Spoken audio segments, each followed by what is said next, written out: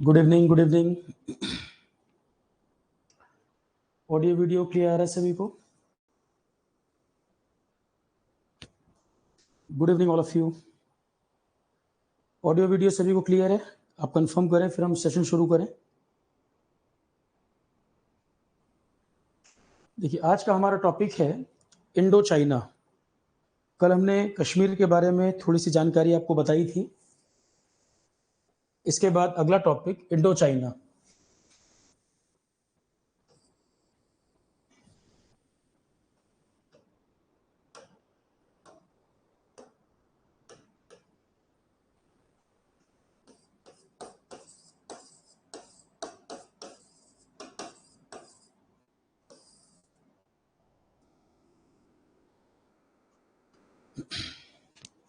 Audio video clear है ना? कोई प्रॉब्लम तो नहीं? ठीक। अब इसमें इस टॉपिक में हमें जो डिस्कशन करने हैं, एक तो सबसे पहले हमें तिब्बत इशू को समझना है। तिब्बत का क्या इशू था, ताइवान का क्या मुद्दा है, इंडिया चाइना के बीच एक समझौता था पंचशील, पंचशील का क्या पॉइंट है, 1962 इंडो चाइना वॉर,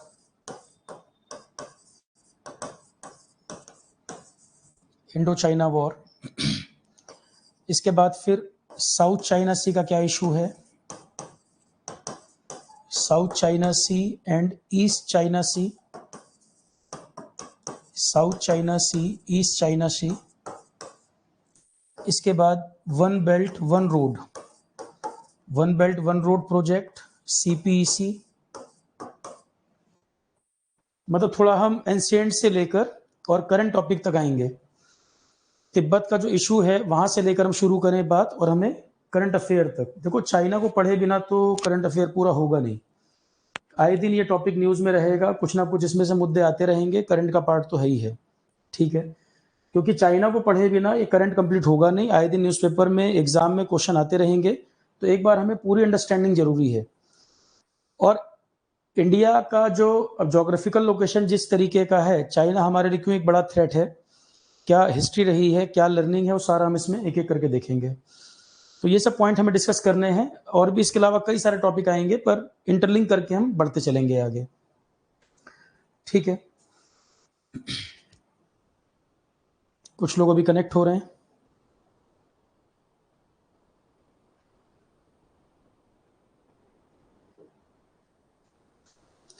ठीक है, चलो स्टार्ट करते हैं।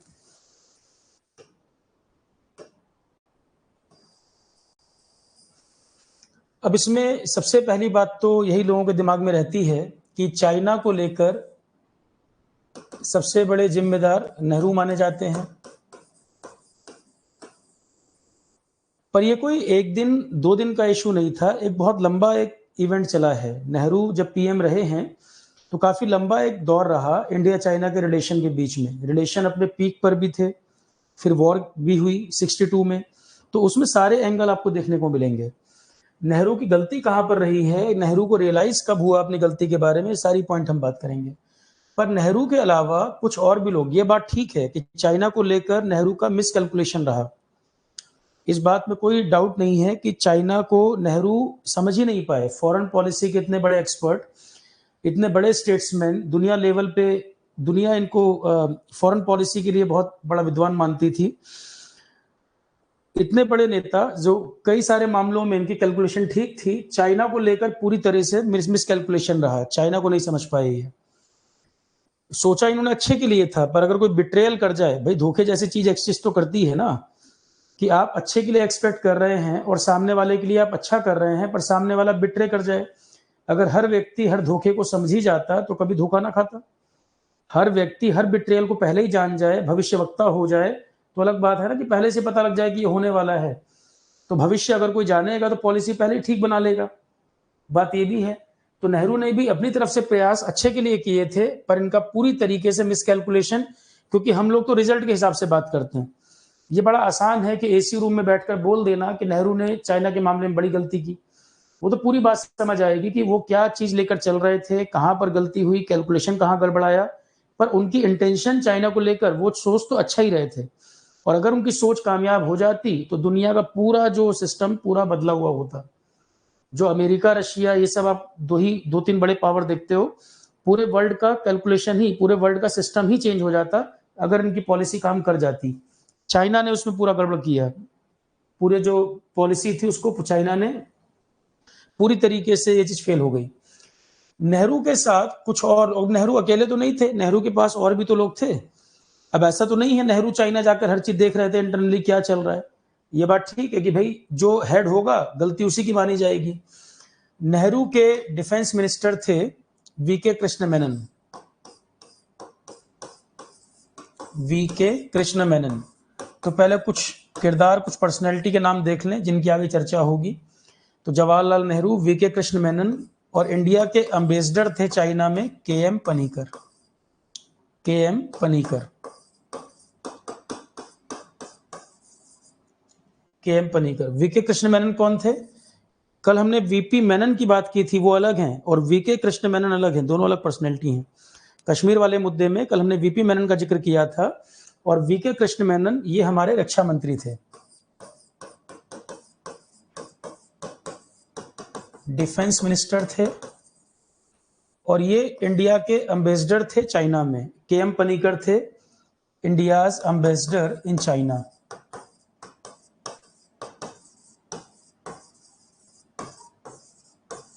India's ambassador in China. थोड़ा सा लंबा टॉपिक है, पेशेंस के साथ सुनिएगा, और पूरा चाइना एक पार्ट में तो कंप्लीट करना मुश्किल है, कम से कम 2 पार्ट ये भी होने चाहिए। कश्मीर वाले का मैंने एक हिस्सा आपको कल पढ़ा दिया है, उसमें भी एक पार्ट और आगे होना चाहिए कि उसके बाद की घटनाएं क्या हुई थी, और चाइना वाले में भी कम से कम 2 पार्ट में आपको पूरी बात समझ आएगी। ठीक है, तो एक हिस्सा 1962 वॉर तक का हम कोशिश करते हैं आज बताएं, फिर उसके आगे कहानी क्या थी। 2 पार्ट से कम ये भी कंप्लीट नहीं होगा, तो थोड़ा सा पेशेंस रखना जरूरी है कि सारे मामलों को समझते हुए हम आगे बढ़ें, हर पॉइंट हम एनालिसिस कर पाए। तो ये 3 लोग, जवाहरलाल नेहरू, वीके कृष्ण मेनन, के.एम. पनीकर, ये दोनों नेहरू के बहुत क्लोज थे। ये बिल्कुल माइंड में रखिए, वीके कृष्ण मेनन नेहरू के बहुत क्लोज थे, के.एम. पनीकर जो थे वो भी नेहरू के बहुत क्लोज थे, और नेहरू का चाइना को लेकर जो ओपिनियन, जो मिसकैलकुलेशन था, उसमें इन दोनों का भी बड़ा रोल है। जबकि वीके कृष्ण मेनन बहुत बड़े इंटेलेक्चुअल, इंडिया में सबसे ज्यादा पढ़े लिखे लोगों में अगर बात की जाए, जो हमेशा बुक्स में ही लगे रहे, हमेशा पढ़ते ही रहे, बहुत बड़े इंटेलेक्चुअल वीके कृष्ण मेनन, कि आप इनसे किसी भी मुद्दे पे बात कर लो तो वीके कृष्ण मेनन फ्लुएंटली हर इशू पे बात कर सकते थे, चाहे किसी न्यूक्लियर साइंटिस्ट से बात करनी हो, चाहे किसी लिटरेचर वाले से बात करनी हो। बहुत बड़े इंटेलेक्चुअल वीके कृष्ण मेनन। तो वीके कृष्ण मेनन नेहरू के बहुत क्लोज थे, और के.एम. पनीकर भी बहुत क्लोज थे। तो नेहरू के सलाहकारों में, अब क्योंकि चाइना के मामले में जो गड़बड़ हुई है उसमें इन दोनों का भी बहुत रोल रहा है। नेहरू अकेले जिम्मेदार नहीं थे मिसकैलकुलेशन के मामले में, इन दोनों की बात वो सुनते थे, और इन्होंने कहीं ना कहीं, क्योंकि इनको भी उम्मीद नहीं थी कि चाइना जो करने जा रहा है ऐसा होगा, इनका भी चाइना को लेकर जो ओपिनियन था वो गलत था। पटेल का कैलकुलेशन चाइना को लेकर बहुत ठीक था, पर पटेल 1950 में उनकी डेथ हो गई। वल्लभ भाई पटेल चाइना के मामले में इनका जो अंदाजा था वो बिल्कुल ठीक था। पटेल का जो, क्योंकि वो बहुत ज्यादा ऑप्टिमिस्टिक और चाइना को लेकर पॉजिटिव ऐसा नहीं था, उनको शक था, उनको डाउट था कि चाइना के मन में क्या है या ये किस तरह का कंट्री है, उनको अंदाजा था। पटेल ने आगाह भी किया था कई मौकों पर, पटेल ने आगाह भी किया था, नेहरू को बताया भी था कि ये एक बड़ा खतरा हो सकता है। पर 1950 में पटेल की डेथ हो गई। 1950 पटेल डाइड। अब पटेल के डेथ के बाद इतना बड़ा कोई लीडर था नहीं कि नेहरू को किसी बात से रोक पाए, कोई प्रेशर डाल पाए। भाई पटेल तो नेहरू को, क्योंकि कई मौकों पर पटेल नेहरू को सलाह देते थे, कठोर शब्दों में भी कह देते थे, अपनी बात को मनवाते भी थे कई बार, और बहुत जगह सही निकलती थी बातें। तो पटेल का जो कैलकुलेशन चाइना को लेकर था वो ठीक था, पर उनके हेल्थ इश्यूज थे। 1950 में उनकी डेथ हो गई, नेहरू फ्री हो गए। अब नेहरू के पास जो लोग सलाहकार बचे उसमें क्लोज लोगों में कृष्ण मेनन थे, के.एम. पनीकर थे। ऐसा नहीं है कि नेहरू की इंटेंशन गड़बड़ थी, पर चाइना को लेकर वो ऑप्टिमिस्टिक थे, उनका एक सपना था चाइना को लेकर, जो सपना टूटा था। तो पटेल अगर होते तो शायद स्थिति अलग हो सकती थी, पर पटेल के डेथ के बाद अब ये 2 मेन लोग थे जो नेहरू के क्लोज थे। एक हिस्सा तो पहले ये दिमाग में रखना है। अब हम एक एक करके आगे बढ़े। देखो, मान लें कि अगर हम एंशियंट टाइम से कंपैरिजन करें, इंडिया चाइना, चाइना में मेन जो रिलीजियन है वो क्या है? मेन रिलीजियन अगर चाइना में देखोगे तो एक तो है ताओइज्म, ताओइज्म जिसके फाउंडर कौन थे? लाओत्से बोलते हैं, लाओत्से, लिखते लाओजू वर्ड है, लाओ लिखते ये हैं। तो ताओइज्म जो रिलीजियन है वो इन फिलोसोफर से जुड़ा हुआ है। लाओत्से पढ़ते हैं वैसे तो, लिखते ये है स्पेलिंग। तो एक तो रिलीजियन है ताओइज्म, जो ये फिलोसोफर थे लाओत्से, इनसे संबंधित। एक वहां चलता है बुद्धिज्म, एक रिलीजियन बुद्धिज्म। और गौतम बुद्ध के ही समकालीन थे एक फिलोसोफर, उनका नाम था कन्फ्यूशियस। जैसे इंडिया में बुद्ध को दर्जा है वैसे वहां कन्फ्यूशियस को था। तो कन्फ्यूशियस से संबंधित एक धर्म तो नहीं कहेंगे, कन्फ्यूशियस की विचारधारा को मानने वाले लोग, ऐसा कहो, धर्म तो नहीं पर कन्फ्यूशियस की विचारधारा को मानने वाले, तो इसे कहते हैं कन्फ्यूशियनिज्म। कन्फ्यूशनिज्म, इसके फाउंडर कन्फ्यूशियस, कन्फ्यूशियस ये थे चाइनीज फिलोसोफर, ये भी चाइनीज फिलोसोफर है, चाइनीज फिलोसोफर। तो लाओत्से ये भी Chinese philosopher, Confucius Chinese philosopher. और नालंदा एक बड़ा हमारा एजुकेशनल सेंटर था, तो वहां से ट्रैवलर आते रहते थे इंडिया, बुद्धिज्म वगैरह की जानकारी यहाँ से वहाँ ट्रांसफर भी हुई है, चाइना में बुद्धिज्म फैला। तो मेन जो रिलीजन चाइना में ताओइज्म, बुद्धिज्म और कन्फ्यूशनिज्म। कन्फ्यूशनिज्म कन्फ्यूशियस की देन है, वो चाइनीज फिलोसोफर थे। ये बेसिकली रिलीजियन नहीं है, कन्फ्यूशियस की आइडियोलॉजी के मानने वाले लोग। दूसरा बुद्धिज्म और तीसरा ताओइज्म।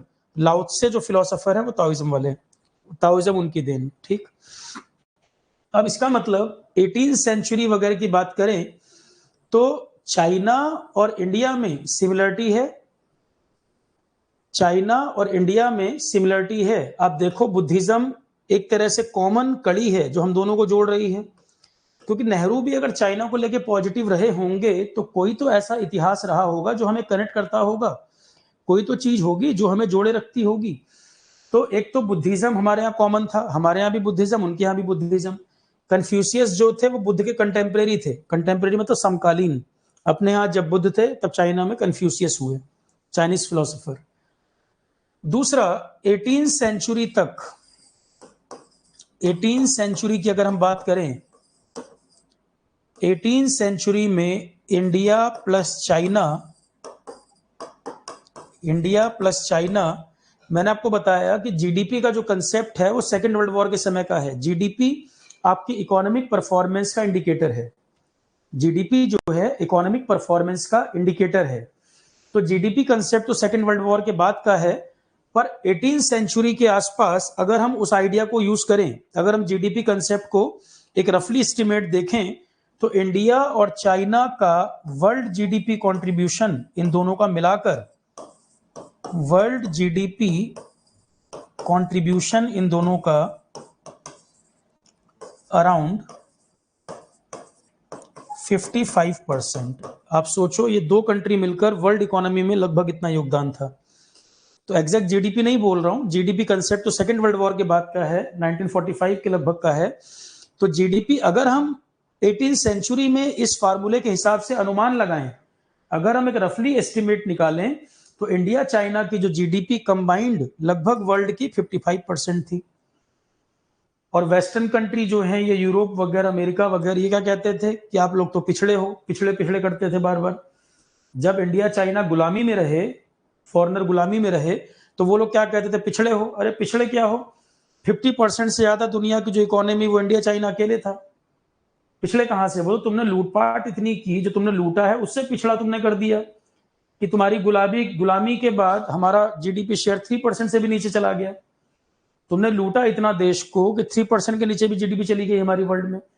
तो 55% के आसपास ये दोनों कंट्री का शेयर हुआ करता था, पर ये दोनों जो गुलामी में चले गए, 18th सेंचुरी जो गुलामी का समय रहा, इंडिया तो मेनली, इंडिया में आए तो वैसे पोर्चुगीज भी आए, ब्रिटिश भी आए, फ्रेंच भी आए, पोर्चुगीज, ये सब तो मेनली ट्रेड तक सीमित थे। वो लोग जो आए थे वो ट्रेड तक सीमित थे, उनका मेन पर्पस ही ट्रेड था।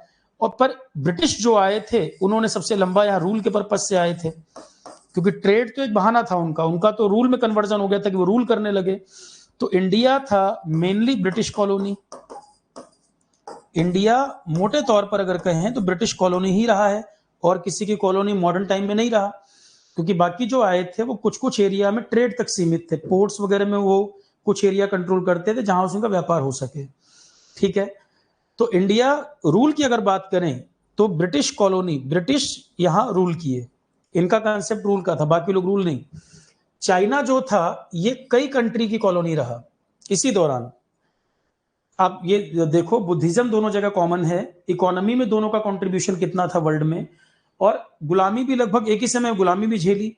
इंडिया मेनली ब्रिटिश कॉलोनी रहा, पर चीन जो है वो कई देशों की कॉलोनी रहा, रूल्ड बाई वेरियस कंट्रीज, कई देशों ने रूल किया इसके अलग अलग हिस्से पर, रूल्ड बाई वेरियस कंट्रीज, ये था, कई देशों ने रूल किया। अब चाइना, इसके लिए तो कहावत भी कहते थे उस समय, कहावत बोलते थे चीनी खरबूजे को काटो, चीनी खरबूजे को काटो और आपस में बांट लो। तो जो रूल कर रहे थे, जो कंट्रीज यहां रूल कर रहे थे, कई कंट्री की कॉलोनी रहा चाइना। सेंचुरी लंबा ह्यूमिलेशन झेला इसने, सेंचुरी से लंबा रूल रहा, और अलग अलग कंट्री का इसमें साम्राज्य रहा। अब इसका बंटवारा हो गया होता, चाइना खुद बट गया होता, पर जो कंट्री रूल कर रहे थे उनमें आपस में कोऑर्डिनेशन नहीं बन पा रहा था। डिवीजन चाइना का इसलिए नहीं हो पाया क्योंकि जो कंट्री अलग अलग हिस्से में रूल कर रहे थे आपस में कोऑर्डिनेशन नहीं हो पाया कि बांटा कैसे जाए, इसलिए बच गया। अदरवाइज इसका खुद का डिवीजन हो गया होता कई हिस्सों में। ठीक है, आज मैप में इतना बड़ा एरिया जो दिखता है खुद ही डिवाइड हो गया होता। तो इंडिया में मेनली ब्रिटिश का रूल था, चाइना में कई सारे कंट्री रूल कर रहे थे, ये एक पार्ट हुआ। चाइना में अब ये ब्रिटिश ने क्या किया था, American war of independence, America, Britain हार चुका था, अमेरिका के हाथ से ब्रिटेन के हाथ से अमेरिका निकल चुका था। और कल मैंने बताया था कि ब्रिटिश के पास 2 डायमंड, कि इंडिया तो कॉलोनी था ही, और इंडिया से काफी उनको बेनिफिट होता था इकोनॉमिकली, बहुत लूटा उन्होंने इंडिया को। उसके बाद चाइना में भी कुछ हिस्सा उनके पास था। तो ब्रिटिश इंडिया को, तो देखो इंडिया और चाइना ये दो उनके लिए बड़े डायमंड थे, कि जो पार्ट हमारे पास है उतना तो हम होल्ड करें। इंडिया को प्रोटेक्ट करने के लिए वो क्या करते थे, उन्होंने बनाना शुरू किया बफर जोन। अमेरिका वगैरह जो उनके हाथ से निकल चुका था, तो आगे जाके इंडिया के किनारे किनारे बफर जोन तैयार करना शुरू किया। बफर जोन का मतलब है आसपास इंडिया जो है उसके आसपास के एरिया को भी या तो जीत लो, या कोई ट्रीटी साइन करा लो, या कोई बाउंड्री डिफाइन कर दो, कोई लाइन बना दो, जिससे बफर जोन इंडिया बीच में रहे और काफी किनारे किनारे एरिया बफर क्षेत्र रहे, कि अगर बाहर से कोई कब्जा करना भी चाहे तो इंडिया आने से पहले पहले उसको बफर जोन से गुजरना पड़ेगा। अंग्रेजों की नीति बड़ी अच्छी थी, कि आउटर रिंग और इनर रिंग कंसेप्ट था उनका, आउटर रिंग इनर रिंग, उसमें नहीं जाना, सिंपल। अंग्रेजों का एक तरीका था बफर जोन बनाने का, इंडिया को प्रोटेक्ट करने का, कि इंडिया हमारे लिए बड़ा इंपॉर्टेंट है, तो बफर जोन बनाओ कि अगर बाहर से कोई अटैक हो भी जाए, जैसे जापान हमारा anti, second world war Britain Japan दोनों एंटी पार्टी, तो बफर जोन को पार करके किसी को आना पड़े तब तक हम बाहरी बात टैकल कर लेंगे उसको, इंडिया प्रोटेक्ट रहेगा, सिक्योर्ड रहेगा। इसी को देखकर उन्होंने लाइंस वगैरह जो ड्रॉ की, डूरंड लाइन, मैकमोहन लाइन, वो सब कहीं ना कहीं बफर जोन वाला ही पार्ट है, बफर जोन वाला जो हिस्सा है वही एरिया। ठीक है, तो इन्होंने एक लाइन खींची 1914 शिमला कन्वेंशन के तहत। 1914 में बफर जोन ड्रॉ करने में ही 1914 में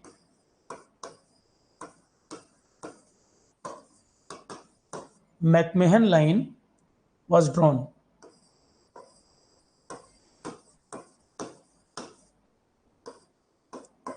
जो कि है part of Shimla convention, part of Shimla convention. तो 1914 मैकमोहन लाइन ड्रॉ की गई, शिमला कन्वेंशन का हिस्सा है ये। इसमें क्या हुआ, तीन पक्ष थे जिनको बुलाया गया। मैकमोहन लाइन जो ड्रॉ हुई उसमें 3 पक्ष थे जिनको बुलाया गया। क्या था मुद्दा, तिब्बत जो एरिया है, तिब्बत काफी पहले चाइना का पार्ट था। चाइना का पार्ट था। 1910 के बाद चाइना में पॉलिटिकल राजा वहां रूल करता था, तो वहां पर कुछ प्रॉब्लम्स हुई, इंटरनल इश्यूज हुए और तिब्बत एक नया कंट्री बन गया था। तिब्बत का जो एरिया है, तिब्बत अपने आप में एक अलग कंट्री बन गया था। दलाई लामा वहां के हेड हुआ करते थे। तो तिब्बत का एरिया ये इंडिपेंडेंट हो गया था 1914 के आसपास, 1913-1914 की बात है, क्योंकि चाइना में राजनीतिक उथल पुथल वगैरह हुई थी, जिससे 1913-14 के आसपास तिब्बत हो गया था इंडिपेंडेंट। 1913 में declared as independent country, declared as independent. तो चाइना के इंटरनल इश्यूज चल रहे थे, तिब्बत खुद को आजाद घोषित कर दिया 1913 में। उससे पहले चाइना का पार्ट हुआ करता था, ठीक है। तो तिब्बत पहले चाइना का पार्ट था, 1913 के आसपास ये हो गया अलग। तो अंग्रेजों ने क्या किया 1914 में, अब ब्रिटिश तो बड़े चालाक थे इस मामले में, 1914 में उन्होंने मीटिंग बुलाई कि तिब्बत इंडिपेंडेंट हो गया और मैकमोहन लाइन जो है, दूसरा पार्टी इंडिया, इंडिया से बॉर्डर बनता है तिब्बत का, और तीसरा चाइना, उन तीनों के रिप्रेजेंटेटिव को बुलाया। मैकमोहन लाइन जब ड्रॉ हुई थी तो तीनों रिप्रेजेंटेटिव बुलाए गए थे, इंडिया, तिब्बत और चाइना। तो इंडिया को तो कोई प्रॉब्लम था नहीं, इंडिया ने कहा भाई ये तो पड़ोस का मामला है, हमारा इंटरनल तो कुछ लेना देना नहीं है, हमसे बॉर्डर बनता है तिब्बत का और ये तिब्बत का मेन अपना मामला है। तो तिब्बत ने साइन कर दिया। चाइना का रिप्रेजेंटेटिव आया तो, पर चाइना ने साइन नहीं किया, चाइना ने मैकमोहन लाइन को साइन नहीं किया था, इसलिए वो मैकमोहन लाइन को मानता भी नहीं है। वो कहा कि भाई ब्रिटिश के दबाव में उसने मीटिंग कराई, 1914 में मैकमोहन लाइन की बात आई, तो इसमें इंडिया, तिब्बत, चाइना, इनके रिप्रेजेंटेटिव बुलाएगा। इंडिया क्या था, ब्रिटिश इंडिया ही था उस समय। उस समय इंडिया क्या कहोगे, उस समय तो ब्रिटिश इंडिया था ना, तो इंडिया तो ब्रिटिश खुद ही रूल कर रहे थे, तो ये तो साइन कर ही देंगे। तिब्बत था, उसने साइन कर दिया। चाइना आया पर उसने साइन नहीं किया, क्योंकि इंडिया तो कुछ नहीं ना, तो अंग्रेजी रूल कर रहे थे, ब्रिटिश इंडिया था।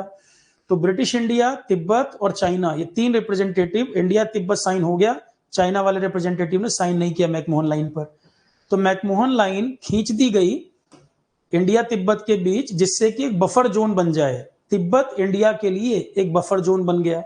ये मैप है, तिब्बत का क्षेत्र इंडिया के लिए बफर जोन की तरह हो गया। क्यों, तिब्बत हमारे लिए बड़ा इंपॉर्टेंट था और आज चाइना हमारे लिए एक बड़ा खतरा बना हुआ है। उसका एक बड़ा कारण है तिब्बत चला जाना। तिब्बत को जो इसने कब्जा कर लिया चाइना ने, वो इंडिया के लिए बड़ा रिस्क हो गया। अब वो तिब्बत तक ही थोड़ी रुकेगा, वो तो और आगे बढ़ता चला जाता है। तो ये तिब्बत का पार्ट था, ये जो हमने यहाँ लाइन खींच रखी ये तिब्बत था, ये ऊपर पूरा चाइना, ये तिब्बत। तो मैकमोहन लाइन खींची गई, तिब्बत का जो क्षेत्र है ये इंडिया के लिए बफर की तरह काम करेगा चाइना इंडिया के बीच।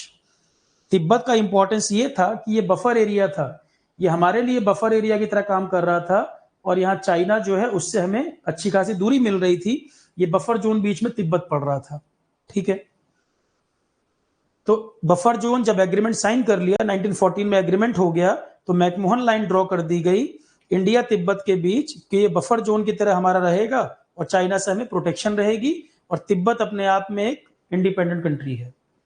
तिब्बत अपने आप में एक इंडिपेंडेंट कंट्री होगा। पहली तो भूमिका आपको ये समझ आए कि 1913 में तिब्बत इंडिपेंडेंट हो गया, 1914 में मैकमोहन लाइन ड्रॉ कर दी गई, तिब्बत हमारे लिए बफर क्षेत्र की तरह हो गया कि जो इंडिया के लिए सिक्योरिटी का काम करेगा, ठीक है।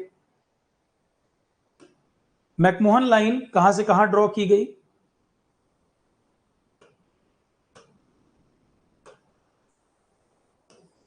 मैकमोहन लाइन अगर आप देखें, ये एरिया, ये अरुणाचल का जो एरिया आपको दिख रहा है, तिब्बत अरुणाचल के बीच क्षेत्र, जो ये पूरा तिब्बत का देखो क्षेत्र था, तिब्बत ऑटोनोमस रीजन लिखा है, और ये लाइन जो है ये मैकमोहन लाइन होती थी। ये अरुणाचल वगैरह का जो हमारा एरिया, भूटान तो अलग कंट्री, नेपाल अलग कंट्री, यहां सिक्किम।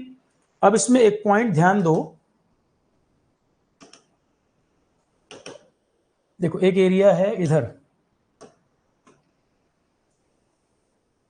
ये एरिया आपको नजर आ रहा होगा। अब जब इंडिया पाकिस्तान पाकिस्तान जब हमसे सेपरेट हुआ था तो हमारा ईस्ट बंगाल का एरिया ये ईस्ट पाकिस्तान हो गया था। तो हमारा ये एरिया जो है ये ईस्ट पाकिस्तान हो गया। हमारे पास ये सिलीगुड़ी का जो पार्ट है, सिलीगुड़ी वाला जो एरिया है ये हमारे पास रहा। और ये पोर्शन अब इसके इधर नेपाल, इधर भूटान, ऊपर तिब्बत था, ऊपर तिब्बत था। और ये हमारा पार्ट जो है सिलीगुड़ी कॉरिडोर का जो एरिया है, इसको चिकन नेक बोलते हैं, इसको बोलते हैं चिकन नेक। ये पोर्शन मुर्गे की गर्दन, ये मुर्गे का मुंह है, ये इंडिया, और ये चिकन नेक। अगर ये चिकन नेक कट हो जाए, सिक्योरिटी के पॉइंट ऑफ व्यू समझिए, अगर ये चिकन नेक कट हो जाए तो पूरा नॉर्थ ईस्ट हमसे डिस्कनेक्ट हो जाएगा। इंडिया क्यों नॉर्थ ईस्ट में इंफ्रास्ट्रक्चर डेवलप करना, रेलवे लाइन बिछाना, एयरपोर्ट ऑपरेशनल करना, तो जम्मू कश्मीर का एरिया और नॉर्थ ईस्ट का एरिया, ये दो एरिया हमारे लिए स्ट्रेटेजिकली बहुत इंपॉर्टेंट है।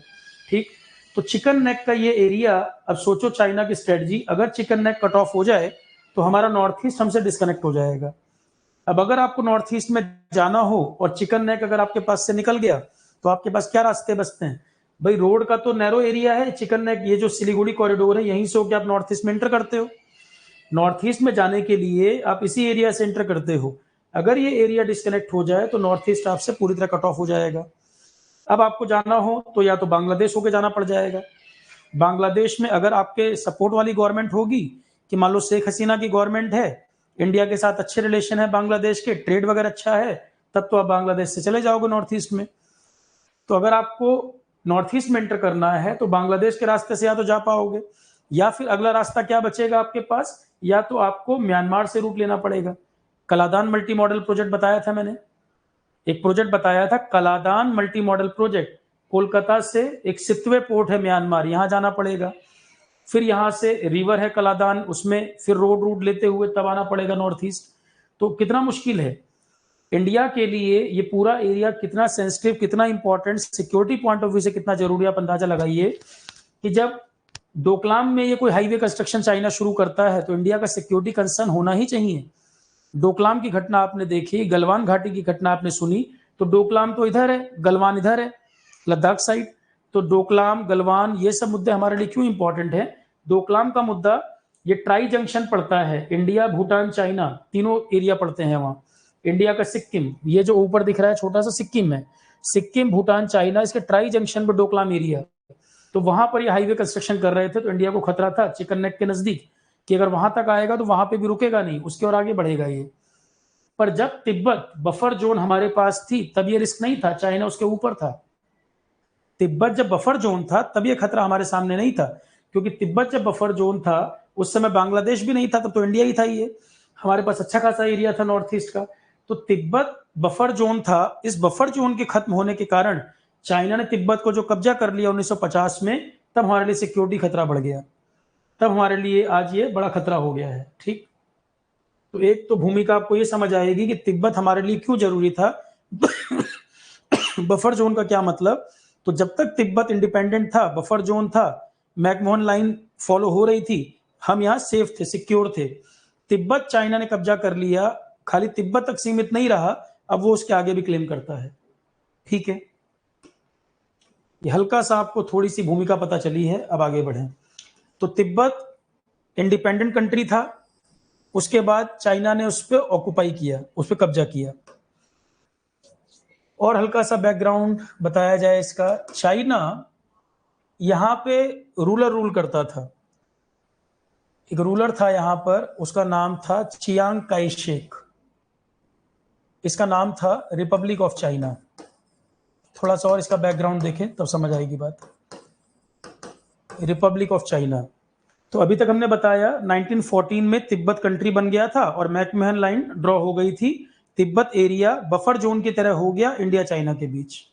ठीक, चाइना जो हुआ करता था, रिपब्लिक ऑफ चाइना हुआ करता था, यहां पे रूल करती थी कुओमिंतेंग डायनेस्टी। कुओमिंतेंग डायनेस्टी इनका रूल था यहां पर। कुओमिंतेंग डायनेस्टी, इसका जो रूलर था उसका नाम था Chiang Kai Shek. Chiang Kai Shek इसका रूलर था, कुओमिंतांग डायनेस्टी का राजा था चियांग काई शेक, किंग था यहाँ का। ये मैं बात कर रहा हूं सेकेंड वर्ल्ड वॉर के बाद की घटना बताना जा रहा हूं मैं आपको। तो Republic of China Kuomintang dynasty rule किया करती थी, चियांग काई शेक यहाँ का रूलर था। सेकेंड वर्ल्ड वॉर जब खत्म हुई थी, दूसरी तरफ क्या हुआ था, वर्ल्ड वॉर टू खत्म हो गया था, 1945 में एंड हो गई थी ये। आफ्टर 1945 अब वर्ल्ड वॉर टू के विनर कौन थे, वर्ल्ड वॉर टू जीते थे एक ग्रुप में अमेरिका, यूएसएसआर, ये सब एक ही ग्रुप में थे। इसके बाद समय आ गया था कोल्ड वॉर का। आफ्टर वर्ल्ड वॉर टू 1945 शुरू हुई थी कोल्ड वॉर, जो पुराने लेक्चर में आपको बता चुका हूं। 1946 से लेकर 91 तक चली थी और कोल्ड वॉर हुई थी अमेरिका और यूएसएसआर के बीच। मतलब सेकेंड वर्ल्ड वॉर में दोनों एक ग्रुप में थे, कोल्ड वॉर में दोनों एंटी पार्टी थे। इसका मतलब वर्ल्ड दो बड़ी पावर के बीच उलझा हुआ था, पूरा वर्ल्ड दो बड़ी पावर के बीच में उलझा हुआ था। एक तरफ अमेरिका पावर सेंटर, एक तरफ सोवियत संघ, ये दो बड़े पावर सेंटर थे। तो अब दो बड़े पावर सेंटर हैं तो अमेरिका, इसके साथ ही कौन होगा, इसका मेन साथी ब्रिटेन है, फ्रांस है। तो कोल्ड वॉर ये दो पावर सेंटर बन गए। सेकेंड वर्ल्ड वॉर में सब एक साथ थे, अमेरिका, फ्रांस, ब्रिटेन, यूएसएसआर, एक ही ग्रुप में थे। कोल्ड वॉर जब हुई तो कोल्ड वॉर में अमेरिका, यूएसएसआर दोनों एंटी पार्टी, दो पावर सेंटर हो गए थे, एक अमेरिका वाला पावर सेंटर, एक यूएसएसआर वाला। यूएसएसआर में स्टालिन रूल करता था, यूएसएसआर उस समय रूल कर रहा था जोसेफ स्टालिन, कम्युनिस्ट लीडर था, कम्युनिस्ट विचारधारा, कम्युनिस्टों में बहुत बड़ा नेता स्टालिन। ठीक है, 1946 में यहां कोल्ड वॉर का समय शुरू हो गया था, इन दोनों बड़ी पावर के बीच में टसल शुरू हो गया और चाइना में इंटरनल प्रॉब्लम हो गई जो पहले से पनप रही थी। ये एक तरफ वर्ल्ड की स्थिति बन रही थी कि अमेरिका, यूएसएसआर दो बड़े पावर सेंटर थे और स्टालिन यूएसएसआर को रूल कर रहा था, जो कि कम्युनिस्ट नेता था, कम्युनिस्ट विचारधारा का था, ये था कम्युनिस्ट लीडर।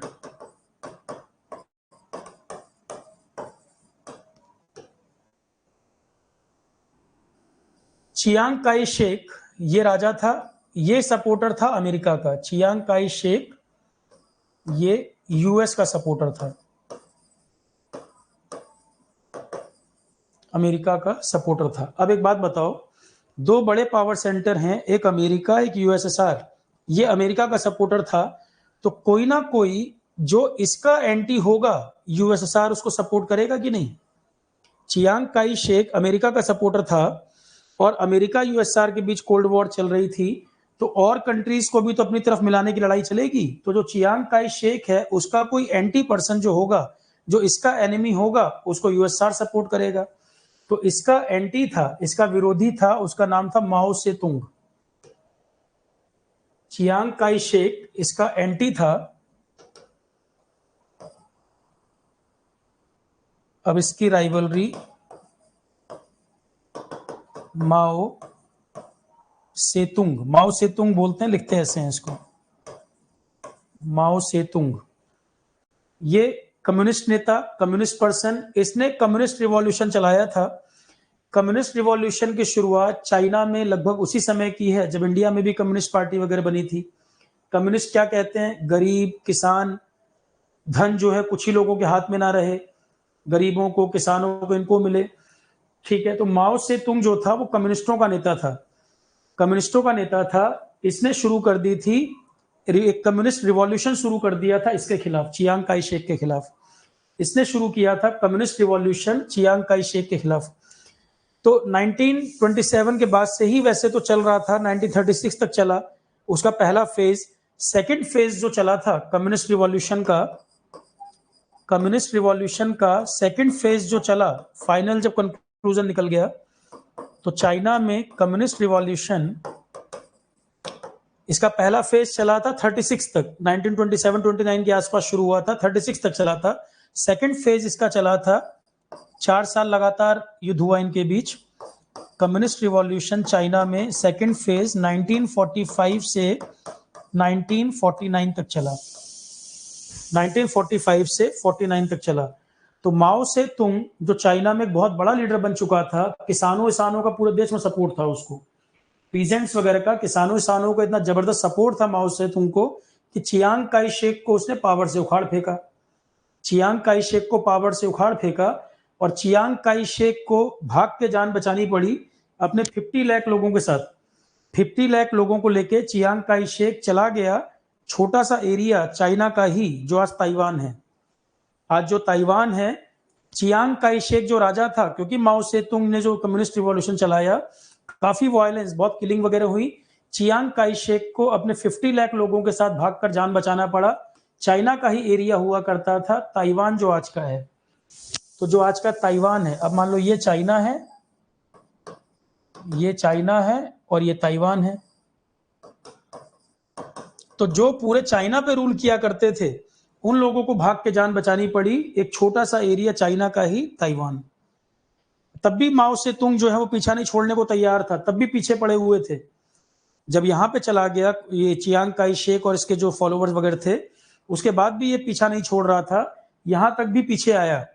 अमेरिका ने बीच में इंटरवीन किया। अमेरिका, क्योंकि चियांग काई शेक जो था अमेरिका का सपोर्टर था, चियांग काई शेक अमेरिका का सपोर्टर था, तो अमेरिका ने इसको सपोर्ट किया ताइवान को।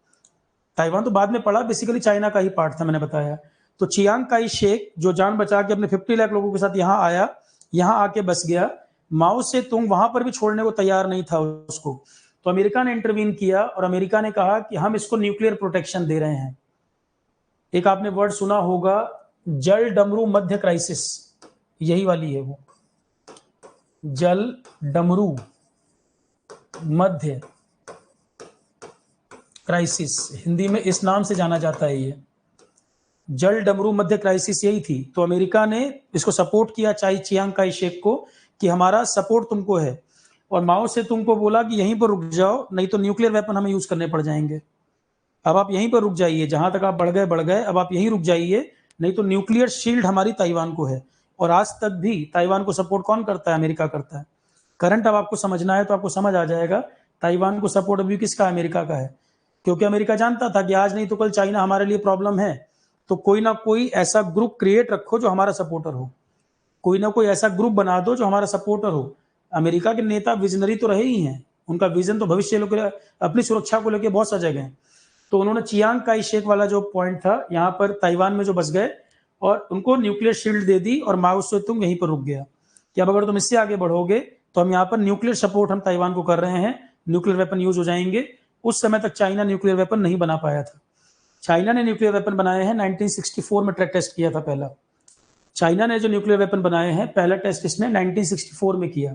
एनपीटी एग्रीमेंट बताया था मैंने न्यूक्लियर वाले टॉपिक में, उसके पहले ही बना चुका था, पर पहला ट्रायल 1964 में किया चाइना ने। ठीक है, तो ये तो हुई ताइवान वाली घटना। अब ताइवान वाली घटना में क्या हुआ, ये बात मैंने बताया। 1949 में कम्युनिस्ट रिवॉल्यूशन लास्ट में यही खत्म हो गया, ताइवान में ये बस गए। और जो नया चाइना बना, ये घटना होने के बाद, कम्युनिस्ट रिवॉल्यूशन के बाद जो चाइना बना, वो चाइना का नाम है पीपुल्स रिपब्लिक ऑफ चाइना। आज के चाइना का नाम क्या है? पीपुल्स रिपब्लिक ऑफ चाइना, जिसको हम बोलते हैं PRC। ये चाइना है after communist revolution, after communist revolution. तो आफ्टर कम्युनिस्ट रिवॉल्यूशन जो चाइना उभर के आया, वो क्या था? People's Republic of China, People's Republic of China. अब ताइवान के मुद्दे पर देखो क्या, तो एक नए चाइना का उदय हुआ, People's Republic of China, communist revolution के बाद। अब आप ये बताइए, 1947 में इंडिया आजाद हुआ, इंडिया फ्री हो गया, और 1949 में PRC बना, PRC स्टैब्लिश। तो 1947 में इंडिया आजाद हुआ, 1949 में पीपुल रिपब्लिक ऑफ चाइना बना, एक नए चाइना का उदय हुआ, गवर्नमेंट वगैरह वहां बनना शुरू हुई। तो नेहरू का सोचना एक बहुत जेन्युइन सी बात है कि जो विजनरी लीडर होगा वो सोचेगा कि भाई हम भी गुलामी से निकले, चाइना भी एक लंबी गुलामी से निकला, उसके बाद सिविल वॉर झेला और इसकी भी हालत हमारी तरह। तो नेहरू का सोचना तो बिल्कुल ठीक था कि हम अभी बिल्कुल नई कंट्री हम भी बने हैं, हम अभी आजाद हुए और चाइना भी हमारे साथ साथ ही सिविल वॉर से निकला है। जबकि नेहरू और चियांग काई शेक, उनके अच्छे रिलेशन थे आपस में। नेहरू के चियांग काई शेक के साथ भी अच्छे रिलेशन थे और चियांग काई शेक की जो वाइफ है वो बहुत विदुषी महिला थी, मतलब बहुत इंटेलेक्चुअल थी वो भी। फॉरेन पॉलिसी वगैरह के मामले में चियांग काई शेक की जो वाइफ है वो भी बहुत बहुत अच्छी थी सोचने में, मतलब विदुषी माना जाएगा कि बहुत। चियांग काई शेक तो रूलर था पर ज्यादातर डिसीजन मेकिंग में इसकी वाइफ का रोल होता था। और नेहरू और चियांग काई शेक के अच्छे रिलेशन थे, पर क्योंकि चाइना के अंदर सिविल वॉर हो गया, चियांग काई शेक को भाग के जान बचानी पड़ी, वो ताइवान के एरिया में जाना पड़ गया, एक नई सरकार आ गई, माओ से तुंग का राज आ गया। तो नेहरू को समझ आ गया कि भाई फ्यूचर अब इनके साथ है, ये हमारे पड़ोस में बैठे हैं तो फ्यूचर अब इनके साथ है। तो उन्होंने चाइना के साथ रिलेशन इंप्रूव करना चाहे, उन्होंने कोशिश की कि चाइना के साथ रिलेशन बिल्डअप किए जाएं, क्योंकि नेहरू को यह पता था कि 18वीं सेंचुरी तक, गुलामी के पहले, हम लोग दोनों वर्ल्ड इकोनॉमी में हम दबदबा था हमारा, हम बहुत पावरफुल कंट्री थे।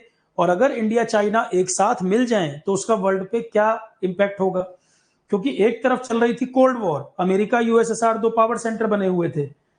और नेहरू का मानना यह था कि हम इस पावर सेंटर के चक्कर में पड़ के बर्बाद हो जाएंगे, हम इस चक्कर में ना पड़े, हमें रहना है न्यूट्रल। नेहरू किसी पावर सेंटर का हिस्सा नहीं बनना चाहते थे। नेहरू का जो विजन था, नेहरू का विजन था गुट निरपेक्षता, नॉन अलाइनमेंट। नेहरू का विजन था नॉन अलाइनमेंट, गुट निरपेक्षता। इसका मतलब कोई ऐसा नहीं कि एक अलग ग्रुप बनाएंगे, इसका मतलब यह है कि हम जो पावर सेंटर बने हैं अमेरिका यूएसएसआर, उनका दोनों का पार्ट नहीं बनेंगे, एक अलग ग्रुप होगा जो दोनों के चक्कर में नहीं पड़ेगा।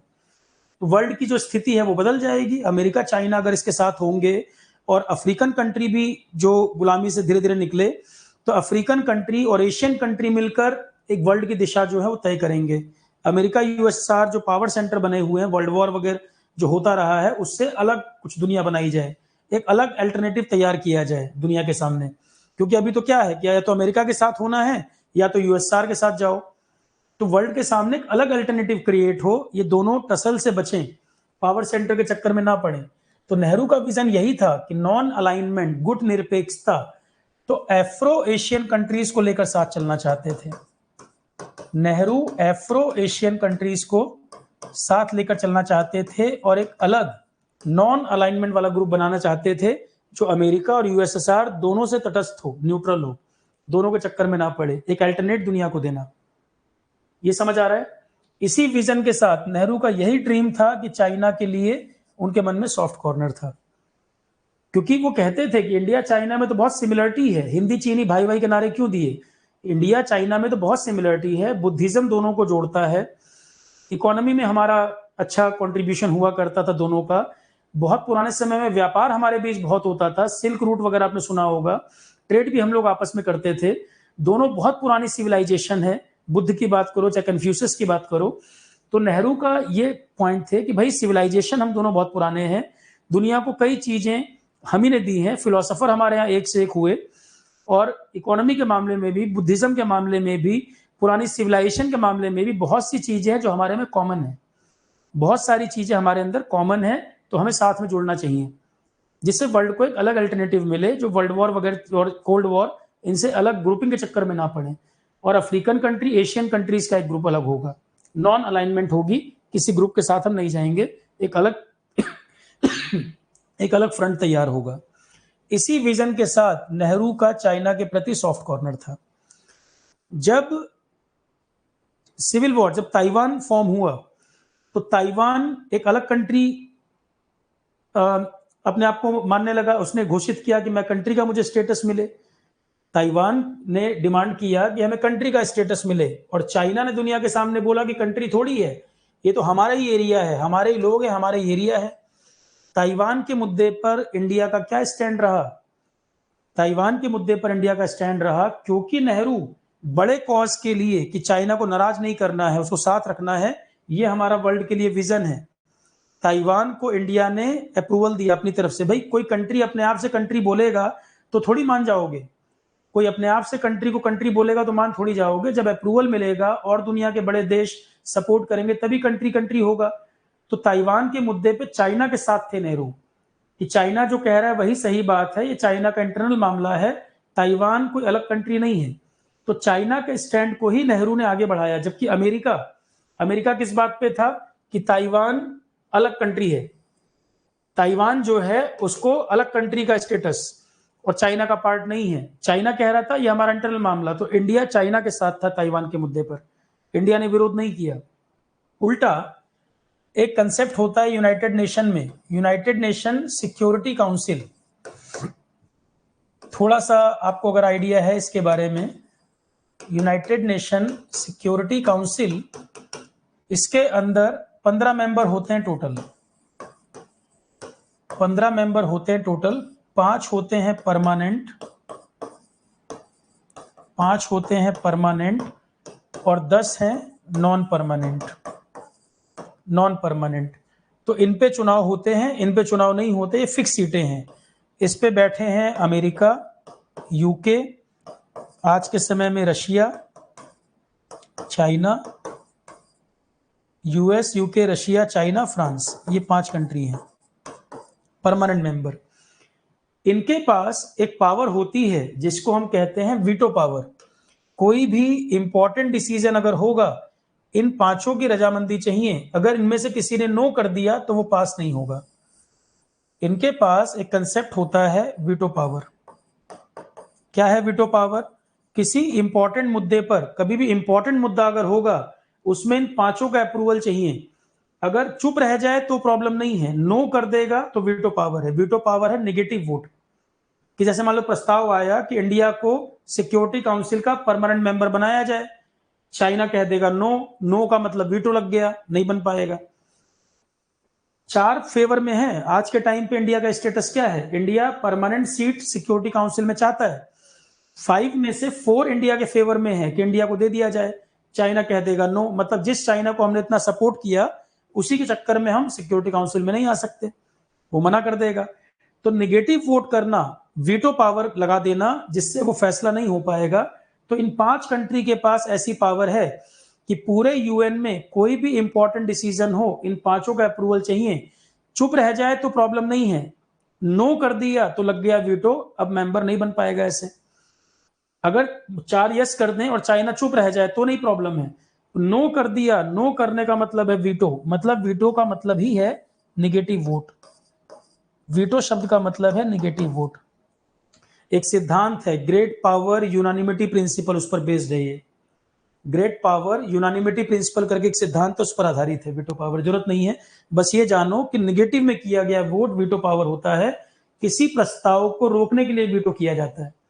वीटो लगने के बाद प्रस्ताव पास थोड़ी होगा, वीटो तो ऑब्स्ट्रक्शन क्रिएट करने के लिए, रोकने के लिए है, कि कोई प्रस्ताव आया कि ये होना चाहिए, दूसरे ने अगेंस्ट में वोट कर दिया तो नहीं हो पाएगा। वीटो प्रस्ताव को रोकने के लिए किया जाता है। ठीक, अगली बात, तो उस समय अब अमेरिका तो ताइवान का सपोर्टर, अमेरिका तो ताइवान को सपोर्ट कर रहा था, उसके लिए लॉबिंग कर रहा था। इंडिया ने कैंपेन चला दिया चाइना के सपोर्ट में।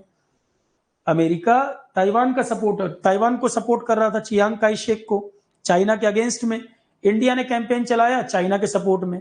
अमेरिका ने क्या कहा? अमेरिका ने कहा सिक्योरिटी काउंसिल में जो 5 सीटें हैं, नए चाइना, जो पीपुल्स रिपब्लिक ऑफ चाइना, माओ से तुंग ने जो सरकार बनाई, उसको अमेरिका ने अप्रूवल नहीं दिया। अमेरिका ने कहा कि चाइना तो वो है जो आज ताइवान में सिमट के रह गया है, वो चाइना है, तो अगर सीट मिलेगी तो ताइवान को मिलेगी, चाइना को नहीं, क्योंकि इसको मान्यता नहीं है। अमेरिका ने उल्टा ताइवान की बजाय नए चाइना को ही मान्यता देने से मना कर दिया। और अमेरिका ताइवान के सपोर्ट में था कि ये जो सिक्योरिटी काउंसिल की सीट है ये ताइवान को मिलनी चाहिए, नए चाइना को नहीं। इंडिया ने कहा कि अब तो जो नया चाइना बना है माओ से तुंग वाला, उसे ही सीट कंटिन्यू होनी चाहिए। ये वाली जो सीट है सिक्योरिटी काउंसिल वाली, इंडिया का स्टैंड क्या था कि इसी को, जो माओ से तुंग वाला चाइना बना है, नया चाइना बना है, उसी के नाम पर इस सीट कंटिन्यू हो जाए, ताइवान के नाम पर नहीं, क्योंकि ताइवान कंट्री नहीं है, वो चाइना का इंटरनल मैटर है। अमेरिका ने कहा नहीं, ताइवान आज एक कंट्री है और वही चाइना के नाम पे सीट उसी को कंटिन्यू होगी, माओ से तुंग वाले चाइना को नहीं। क्योंकि माओ से तुंग जो था वो स्टालिन का सपोर्टर, यूएसएसआर का सपोर्टर, तो अमेरिका उसको तो सपोर्ट नहीं कर सकता ना। चियांग काई शेक अमेरिका का सपोर्टर था, तो अमेरिका ने चियांग काई शेक को सपोर्ट किया था। ठीक है, अब नेहरू ने कैंपेन चला दिया, तो नेहरू ने कहा अपने पर्सन को, जब यूएन में मीटिंग होगी, वोटिंग होगी, जब इस मुद्दे पर वोटिंग होगी तो तुम चले जाना हाउस से, तुम अपना इस पे वोट मत करना। जब अमेरिका ये प्रस्ताव लाएगा इस पे मेंबरशिप को लेके, तो तुम मत वोट करना उस पे, हमारा स्टैंड क्या रहेगा, हम चाइना के सपोर्ट में। तो उस पर उठ के चले जाना कि मतलब कोई वो पार्टिसिपेट ही मत करना उस पर।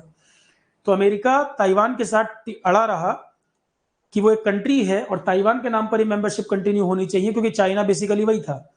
और जो नया चाइना बन गया है सिविल वॉर के चलते, उसको मान्यता अमेरिका देने को तैयार नहीं था। पर नेहरू और ने कैंपेन चलाया और भी कई देशों का सपोर्ट, फाइनली जो नया चाइना है उसके नाम पर सीट कंटिन्यू हो गई।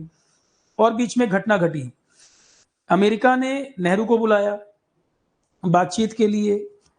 अमेरिका ने नेहरू से कहा कि कहां तुम चक्कर में पड़े हुए ताइवान चाइना के चक्कर में, एक काम करो सिक्योरिटी काउंसिल में तुमको ले आते हैं। यही तो कहानी बहुत सुनते हो व्हाट्सएप वगैरह पे कि इंडिया को मौका मिला था सिक्योरिटी काउंसिल में और इंडिया नहीं गया, है ना, उसका भी जवाब सुन लो। तो नेहरू को बिल्कुल सही बात है कि अमेरिका ने इनवाइट किया, नेहरू बड़े नेता थे, ग्लोबल लीडर थे और अफ्रीकन एशियन कंट्री का एक तरह से रिप्रेजेंट भी कर रहे थे, बड़ी पावर था इंडिया। चाइना जब बना है तब उसको इतना रिकॉग्निशन नहीं था दुनिया में, कम्युनिस्टों को लेकर दुनिया का एक्सपीरियंस अच्छा नहीं रहा था। एक आध कंट्री क्यूबा वगैरह के एग्जाम्पल छोड़ दो तो कम्युनिस्टों को लेकर दुनिया में अच्छे नजरिए से नहीं देखा जाता था। तो चाइना की भी एक्सेप्टेबिलिटी, जो नया चाइना बना था 1950-51 तक भी कोई ज्यादा एक्सेप्टेबिलिटी नहीं थी दुनिया के सामने। इंडिया ने ही चाइना की पैरवी की है, इंडिया ने ही चाइना को सपोर्ट किया और दुनिया के सामने इंट्रोड्यूस किया। दुनिया में जो एक्सेप्टेबिलिटी, जो रिकॉग्निशन चाइना को मिला, उसकी शुरुआत इंडिया ने करके दिया। ठीक है, तो नेहरू का सॉफ्ट कॉर्नर चाइना के प्रति कि एक वर्ल्ड, एक ग्रुप बने, इंडिया चाइना एक साथ आए, उसके लिए नेहरू ने कई कंप्रोमाइजेस किए और अपना फोर साइड जो होती है, जो पटेल की फोर साइड थी, जो आगे की दूरदर्शिता थी, नेहरू उसको मिस कर गए अपने ड्रीम के चक्कर में। इसलिए मैं बोल रहा हूं मिस कैलकुलेशन हुआ इतने बड़े व्यक्ति से भी। ठीक, तो चाइना के नाम पर अब इसने, अमेरिका ने बोला नेहरू से कि कहां चक्कर में पड़े हो, तुम्हें दे देते हैं परमानेंट सीट। अब एक बात बताओ, अगर नेहरू, क्या नेहरू उसको एक्सेप्ट कर पाते, इंडिया परमानेंट मेंबर बन जाता क्या? अभी मैंने आपको बताया अमेरिका ने इनवाइट किया, इंडिया हाँ कर देता कि ठीक है चलो मुझे बना दो। यहां पर यूएसएसआर था, USSR communist, USSR communist, China communist, और यूएसएसआर इस मामले में कभी एग्री नहीं करता, क्योंकि उसको पता था अमेरिका से यूएसएसआर की टसल चल रही थी। अमेरिका यूएसएसआर कोल्ड वॉर में थे, तो अमेरिका अगर इंडिया को मेंबरशिप दे भी देता तो रशिया, यूएसएसआर वहां पर वीटो पावर कर देता, तब भी नहीं बन पाते आप। वो वीटो कर देता तो भी आप नहीं बन सकते थे। और दूसरी बात, आप एफ्रो एशियन कंट्री का रिप्रेजेंटेशन कर रहे हो, आप एक नॉन अलाइन ग्रुप की इमेज लिए बैठे हो और जाकर धीरे से खुद बात करके मेंबरशिप ले लेते हैं यहां पर, तो बाकी उनके सामने क्या कहते, पूरे वर्ल्ड के सामने क्या इमेज रह जाती? मेंबरशिप तो आपको नहीं मिलती, क्योंकि यूएसएसआर वीटो पावर कर देता, आप मेंबर नहीं बन पाते और दुनिया के सामने बेइज्जती होती है अलग। तो ये नेहरू का डिसीजन बिल्कुल ठीक था। जो कहते हैं बार बार यूएन को, यूएन में इंडिया मेंबर बन जाता, नहीं बन पाता क्योंकि यूएसएसआर वीटो कर देता। वो तो, उसको तो वीटो का अधिकार था, और वो चाइना, दोनों कम्युनिस्ट थे, चाइना भी कम्युनिस्ट, रशिया और यूएसएसआर भी कम्युनिस्ट। तो ऑब्वियस सी बात है यूएसएसआर अमेरिका को काउंटर करने के लिए जरूर, उसको पता था कि अमेरिका चालाकी कर रहा है, यूएसएसआर कर देता वीटो और इंडिया को सीट मिलती भी नहीं। और जिस एफ्रो एशियन ग्रुप का इंडिया कैंपेनिंग और एक लीड कर रहा था, उनके सामने इमेज क्या बनती कि ये हमारे लीडर हैं, जाके अपनी सेटिंग कराए, अंदर अपना बेनिफिट ले गए और हमारी चिंता नहीं की। उनके सामने आप एक्सपोज होते अलग। तो वो डिसीजन नेहरू का बिल्कुल ठीक था। जहां गलती है वहां गलती कही जाए, जो चीज नहीं हो सकती थी वहां गलती नहीं है। यहां नेहरू का जो विजन था वो बिल्कुल ठीक था। ठीक है, पर ताइवान के मुद्दे पर, क्योंकि चाइना को लेकर वो एक बड़ी पिक्चर देख रहे थे, वहां पर नेहरू का स्टैंड अलग हो सकता। पटेल होते उनका स्टैंड अलग होता, पटेल अगर जिंदा होते तो पटेल का स्टैंड जो है वो अलग होता। नेहरू चाइना को लेकर बड़ी पिक्चर देखने के चक्कर में ताइवान वाले मुद्दे पर वो चाइना का पार्ट ही माने, उसको चाइना से अलग उन्होंने नहीं माना। ठीक है, तो परमानेंट सीट तो आपको यहां नहीं मिल पाती, ये बात क्लियर है। चलो अब ये थोड़ा थोड़ा समझ आ गया चाइना कैसे बना, क्या हुआ। अब आते हैं अगले पॉइंट पर। 1950 में चाइना ने ये तिब्बत पे इन्वेजन शुरू कर दिया, या एनेक्सेशन ऑफ तिब्बत।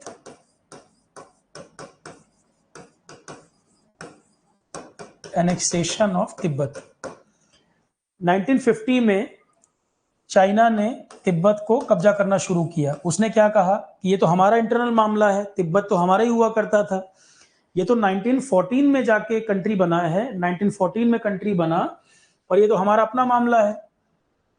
ठीक है, 1950 में चाइना ने तिब्बत को कब्जा करना शुरू किया, तिब्बत का एनेक्सेशन करना शुरू किया। तो 1950 में चाइना तिब्बत को कब्जा करना शुरू किया और दलाई लामा सबसे बड़े यहाँ पे हेड कौन होता, तिब्बत में हेड होता था दलाई लामा, ये हेड थे। काफी वायलेंस वगैरह हुआ यहाँ पर, काफी वायलेंस हुआ 1950 में। तिब्बत जब कब्जा करने लगे, खूनी संघर्ष, काफी मॉन्क्स वगैरह बहुत मारे गए। दलाई लामा रिफ्यूजी, आज तक रिफ्यूज में रह रहे हैं, शरण लेके रह रहे हैं, भारत में ही रहते हैं। तो इसको लेकर अब दुनिया में हलचल मची।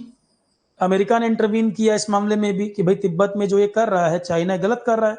हथियार वगैरह भी सप्लाई किए गए, हथियार वगैरह भी सप्लाई किए जा रहे थे तिब्बत को। और चाइना यहाँ पर कब्जा लगभग इसने कम टाइम में कब्जा कर लिया था।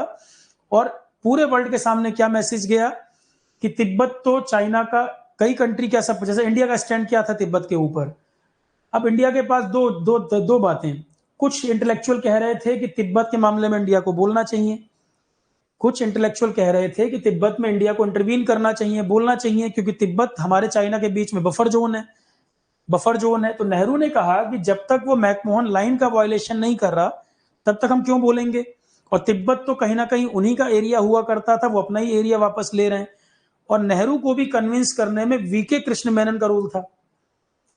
वीके कृष्ण मेनन जो थे वो पहले इस बात को नेहरू को कन्विंस कर लेते थे, क्योंकि वीके कृष्ण मेनन भी कम्युनिस्ट विचारधारा से प्रभावित थे। वीके कृष्ण मेनन भी कम्युनिस्ट आइडियोलॉजी से प्रभावित थे। USSR communist, China communist, V K Krishna Menon की सोच वो भी कम्युनिस्ट, काफी इंटेलेक्चुअल, पढ़े लिखे, पर कम्युनिस्ट विचारधारा थी। ठीक है, तो उन्होंने नेहरू को कन्विंस कर दिया कि चाइना से हमें कोई खतरा नहीं होगा, चाइना से हमें कोई प्रॉब्लम नहीं होने वाली है। अमेरिका सप्लाई कर रहा था तिब्बत को। अरे चाइना तिब्बत को कब्जा करेगा तो चाइना का एंटी होगा वही तो सपोर्ट करेगा, अमेरिका, ब्रिटेन, ये सब।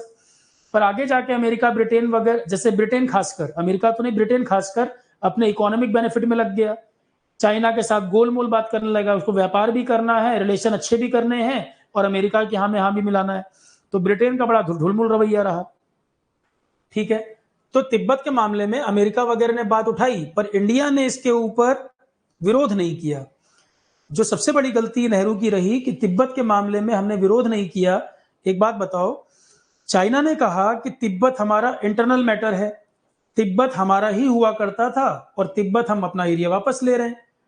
तो इंडिया ने कहा कि आपका इंटरनल मामला है, मैकमोहन लाइन को तो आप वायलेट नहीं कर रहे हो, मैकमोहन लाइन हमारे बीच की बाउंड्री है, जब तक चाइना उसको फॉलो कर रहा है हमें कोई प्रॉब्लम नहीं है।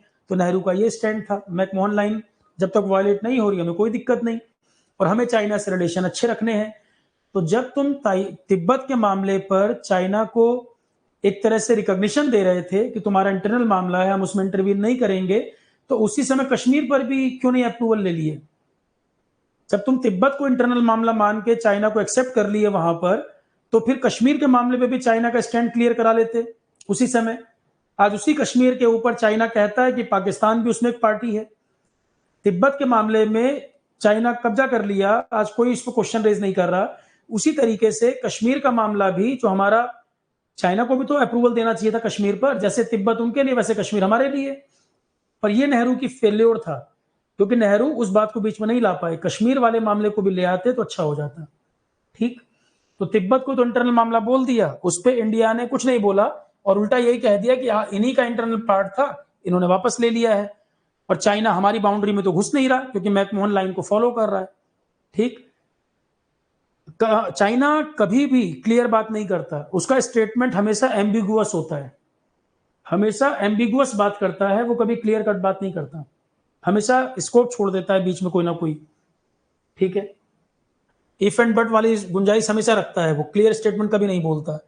तो नेहरू का मिसकैलकुलेशन इसीलिए कि उनको लगा कि मैकमोहन लाइन को वो मान रहा है, हमें उससे कोई खतरा नहीं है, तिब्बत उसका इंटरनल मामला है, और कश्मीर के मामले पर उन्होंने बात ही नहीं रखी।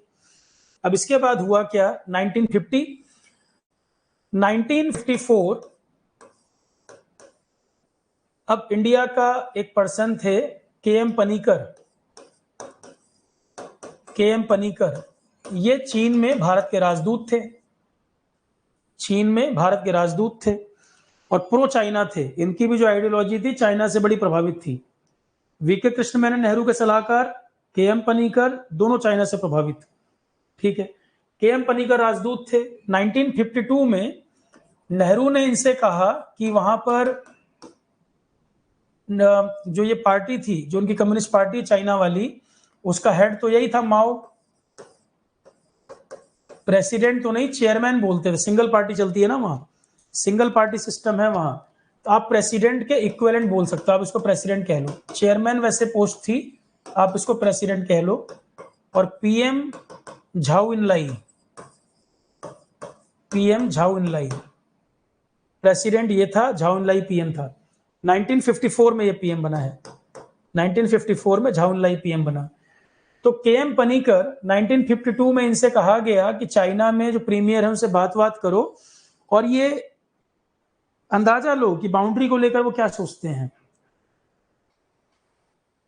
इंडिया चाइना की बाउंड्री को लेकर उनकी क्या सोच है। के.एम. पनीकर से राजदूत थे भारत के, तो इनसे कहा कि जरा वहां देखो, जो वहां के प्रीमियर वगैरह हैं, ये पीएम को प्रीमियर बोलते हैं वहां, कि जो प्रीमियर वगैरह हैं वहां पर उनसे बात करके देखो कि उनकी सोच क्या है बाउंड्री को लेकर, कि मैकमोहन लाइन हमारी बाउंड्री, हमारे दिमाग में तो ये है कि मैकमोहन लाइन बाउंड्री है, चाइना भी उसको रिस्पेक्ट करेगा। तो के.एम. पनीकर से नेहरू ने कहा कि जरा देखो वहां पर कि बाउंड्री को लेकर क्या सोचते हैं, मैकमोहन लाइन को लेकर। ये अपना मिले, फिर नेहरू को लेटर लिखा कि कई हमारी बात हुई, कई दौर की बातचीत हुई, पर उसमें बाउंड्री के ऊपर कोई बात नहीं हुई, और जितना मैं समझ पाया हूं बाउंड्री को लेकर हमारा कोई डिस्प्यूट नहीं है। इसने ये नेहरू को कन्विंस कर दिया लेटर में। नेहरू ने बोला कि भाई वहां पर देखो, कोई प्रॉब्लम तो नहीं, बाउंड्री को लेकर कोई बात तो नहीं है, कोई डिस्प्यूट तो नहीं है।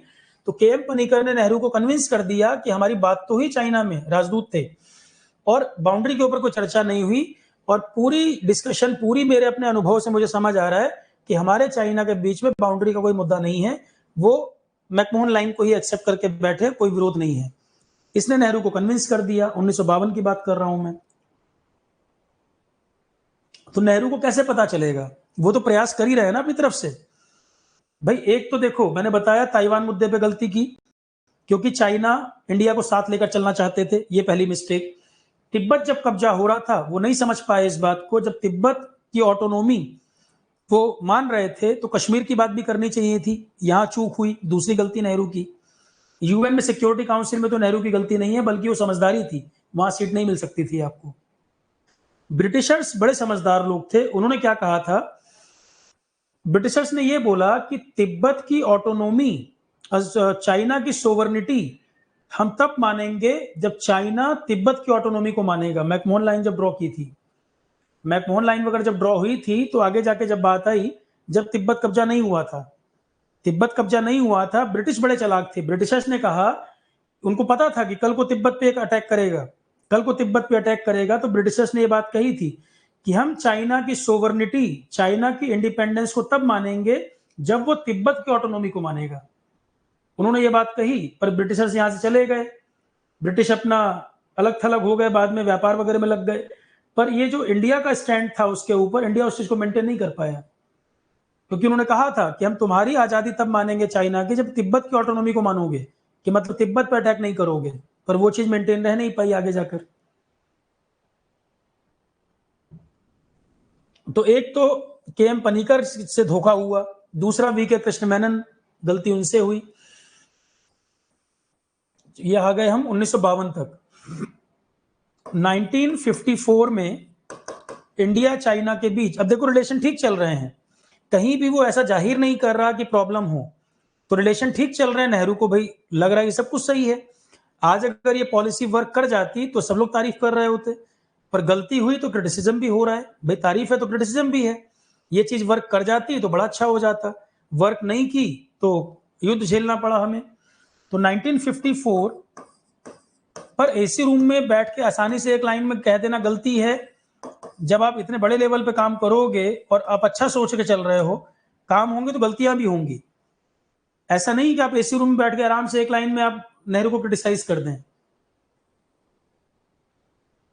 ये चीज अगर वर्क कर जाती तो दुनिया की स्थिति अलग बनती और इंडिया बहुत स्ट्रांग पोजीशन पे होता।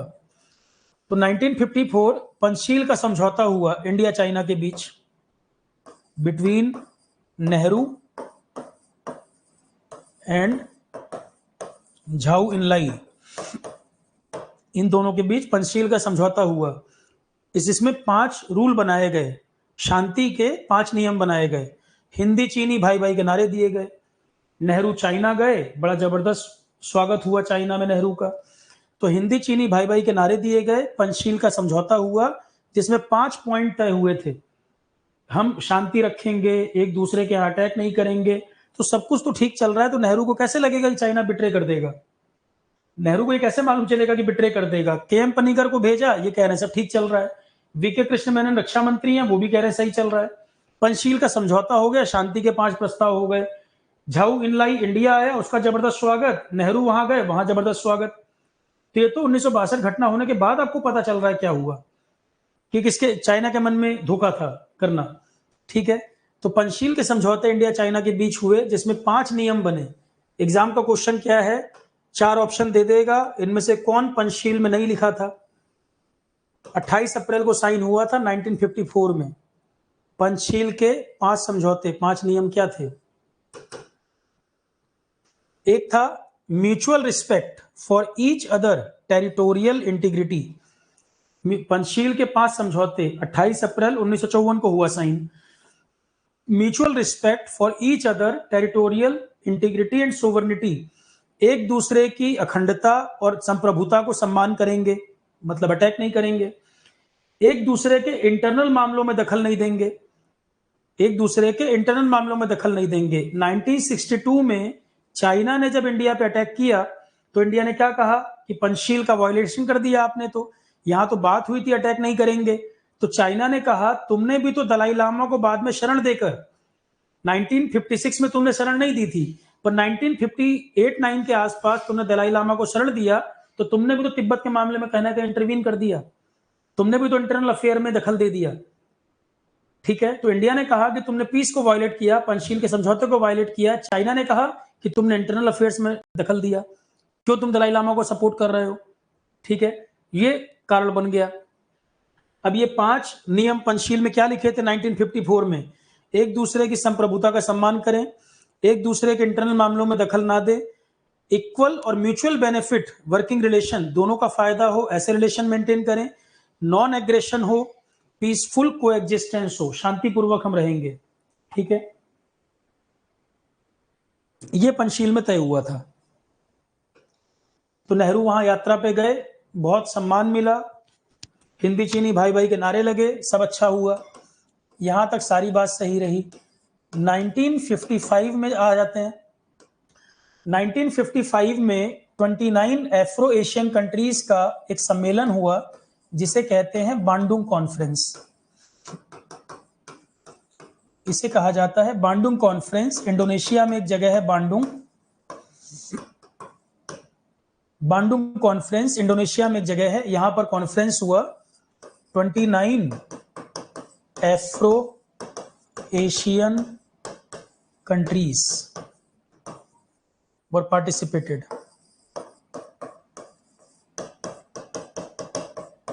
Were participated. 1955 Bandung conference, 29 Afro Asian countries ने इसमें पार्टिसिपेट किया। एक बड़ा सम्मेलन था उस समय, एक बहुत बड़ा सम्मेलन था बांडुंग, इंडोनेशिया में हुआ। इंडिया ने आगे बढ़ बढ़ के चाइना को इंट्रोड्यूस किया दुनिया के सामने। इंडिया डेमोक्रेसी था, डेमोक्रेसी के लिए दुनिया में एक अच्छी इमेज थी। इंडिया का एक्सेप्टेबिलिटी या इंडिया की बात कोई सुनता भी क्यों था? क्योंकि इंडिया की एक्सेप्टेबिलिटी भी थी, हम डेमोक्रेटिक कंट्री थे। चाइना कम्युनिस्ट था और कम्युनिस्ट को लेकर दुनिया में एक अच्छी इमेज नहीं थी, क्योंकि दुनिया का एक अच्छा अनुभव कम्युनिस्टों को लेकर नहीं रहा था। तो 1955 में बांडुंग कॉन्फ्रेंस इंडोनेशिया में हुआ। 29 एफ्रो एशियन कंट्री पार्टिसिपेट किए। इंडिया ने बढ़ चढ़ कर चाइना को आगे इंट्रोड्यूस किया सबके सामने कि इनसे मिलिए, ये नए कंट्री बने हैं, अब यहाँ पीएम प्रेसिडेंट वगैरह सब हो चुके हैं। चाइना को दुनिया के सामने बढ़ाना एक तरीके से, कि इंडिया बड़े भाई की भूमिका निभा रहा था उस समय, और चाइना को दुनिया के सामने इंट्रोड्यूस कर रहा था। एफ्रो एशियन कंट्रीज का जो ग्रुप नेहरू बनाना चाहते थे, चाइना को उसमें एक कद देना, एक एक्सेप्टेबिलिटी लाना। एफ्रो एशियन कंट्रीज के ग्रुप में चाइना की एक्सेप्टेबिलिटी को बढ़ाना, कंट्रीज के बीच में एक ट्रस्ट फैक्टर को डेवलप कराना। तो नेहरू ने चाइना को यहाँ पर मतलब एक तरह से रिप्रेजेंट किया। रिप्रेजेंट क्या, आप ये कहो कि चाइना की एक्सेप्टेबिलिटी बढ़े सबके बीच में, उसका कद बढ़े, एक्सेप्टेबिलिटी बढ़े। तो झाऊ इनलाई बल्कि नेहरू के पीछे पीछे चल रहे थे। झाऊ इनलाई नेहरू को बड़े भाई मान के पीछे पीछे चल रहे थे कि देखो इंट्रोड्यूस कर रहे हैं, हमें दुनिया के सामने ला रहे हैं। अपॉर्चुनिस्ट कंट्री है, जब तक उसको काम था तब तक पीछे रहा, फिर उसने युद्ध झोंक दिया इंडिया पर। तो 1955 में हो गई बांडुंग कॉन्फ्रेंस। ठीक, यहां इंडिया ने चाइना के लिए काफी हेल्प किया उसको। 1956 में दलाई लामा नेहरू को अप्रोच करते हैं कि तिब्बत मामले में इंटरवीन करिए, तिब्बत मामले में इंटरवीन करिए। तो नेहरू ने कहा कि भाई नहीं पॉसिबल है, चाइना जितनी बड़ी ताकत है, कई कंट्री मिलकर भी मुकाबला नहीं कर पाएंगे, तो दुश्मनी करके काम नहीं चल सकता। और मैं तुम्हें एक चीज और बताऊं, नेहरू का चाइना के प्रति सॉफ्ट कॉर्नर इसलिए भी था कि अगर आप तिब्बत को कैसे रोक लेते, आप बताओ। एक पॉइंट कभी ये भी तो सोचो कि तिब्बत मामले पे इंडिया नहीं बोला। ये बात ठीक है कि अमेरिका वगैरह चाइना पे दबाव बना रहे थे, पर तिब्बत को आप रोक लेते क्या? रोक लेते तो अमेरिका ही रोक लेता। चाइना जितनी बड़ी सुपर पावर था, तिब्बत को आप नहीं रोक सकते थे। उल्टा आप कुछ भी बोलते तो वो हमेशा के लिए दुश्मनी वहीं पर हो जाती। जो वॉर 1962 में हुआ, अगर इंडिया सीधा कन्फ्रंटेशन करता तो ये भी हो सकता था कि वो वॉर शुरू में हो जाती। हाँ, पर यह था कि हम दुश्मन को दुश्मन जानते, उस समय हम दुश्मन को जानते कि दुश्मन है, वॉर में हम पहले से रेडी होते। 1962 वॉर में इंडिया के डिफीट का कारण है हमारा तैयार नहीं होना, हम रेडी नहीं थे उसमें। और दूसरी गलती, बिना रेडी हुए फॉरवर्ड पॉलिसी फॉलो कर रहे थे, रेडी भी नहीं थे और फॉरवर्ड पॉलिसी फॉलो कर रहे थे। ये हमारी सबसे बड़ी गलती थी। पर अगर दुश्मन पता हो पहले से, तब तो आप रेडी रहोगे। चाइना वाले में हम तैयार भी नहीं थे। ठीक है, आप इस बात को ऐसे भी देख सकते हो कि नेहरू अगर सीधा कन्फ्रंटेशन तिब्बत के मुद्दे पे कहते, हालांकि तो सीधे दुश्मनी पहले ही हो जाती, युद्ध का रूप पहले ले सकता था वो। ठीक है, क्योंकि आप रोक तो नहीं पाते तिब्बत में। दलाई लामा वाला जो पॉइंट है, दलाई लामा ने नेहरू को अप्रोच किया। आज भी तो वो कितनी जगह कब्जा कर रहा है, कौन रोक रहा है? साउथ चाइना सी में चाइना जो कर रहा है, जापान के पास जो सेंकाकू आइलैंड को डियाऊ आइलैंड बोलता है, कौन रोक रहा है उसको? तो अगर नेहरू की गलती यहां थी, तिब्बत में नहीं रोक पा रहे थे, तो चाइना को आज लोग क्यों नहीं रोक लेते हैं? आज तो दुनिया में कितने बड़े बड़े नेता हैं, आज रोक लेना चाहिए। उसकी नीति है विस्तारवादी नीति, एक्सपेंशन पॉलिसी है उसकी। वो तो युद्ध के लिए तैयार है, युद्ध कर लो, अमेरिका तक को धमकाता है वो। ठीक है, तो 1956 दलाई लामा, उसको नहीं, वर्ल्ड पीस से मतलब नहीं है उसको, सीधी सी बात। अगर वर्ल्ड पीस उससे मतलब होता तो वो एक्सपेंशन पॉलिसी फॉलो नहीं कर रहा होता। वो तो हर जगह एरिया क्लेम कर रहा है कि ये भी मेरा एरिया, ये भी मेरा एरिया है, कोई परेशान है तो होता रहे उसके हिसाब से।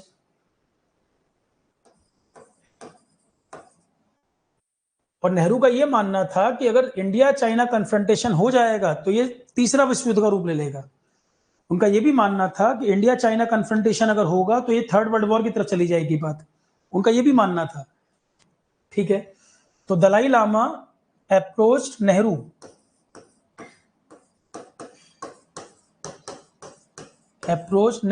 But Nehru refused.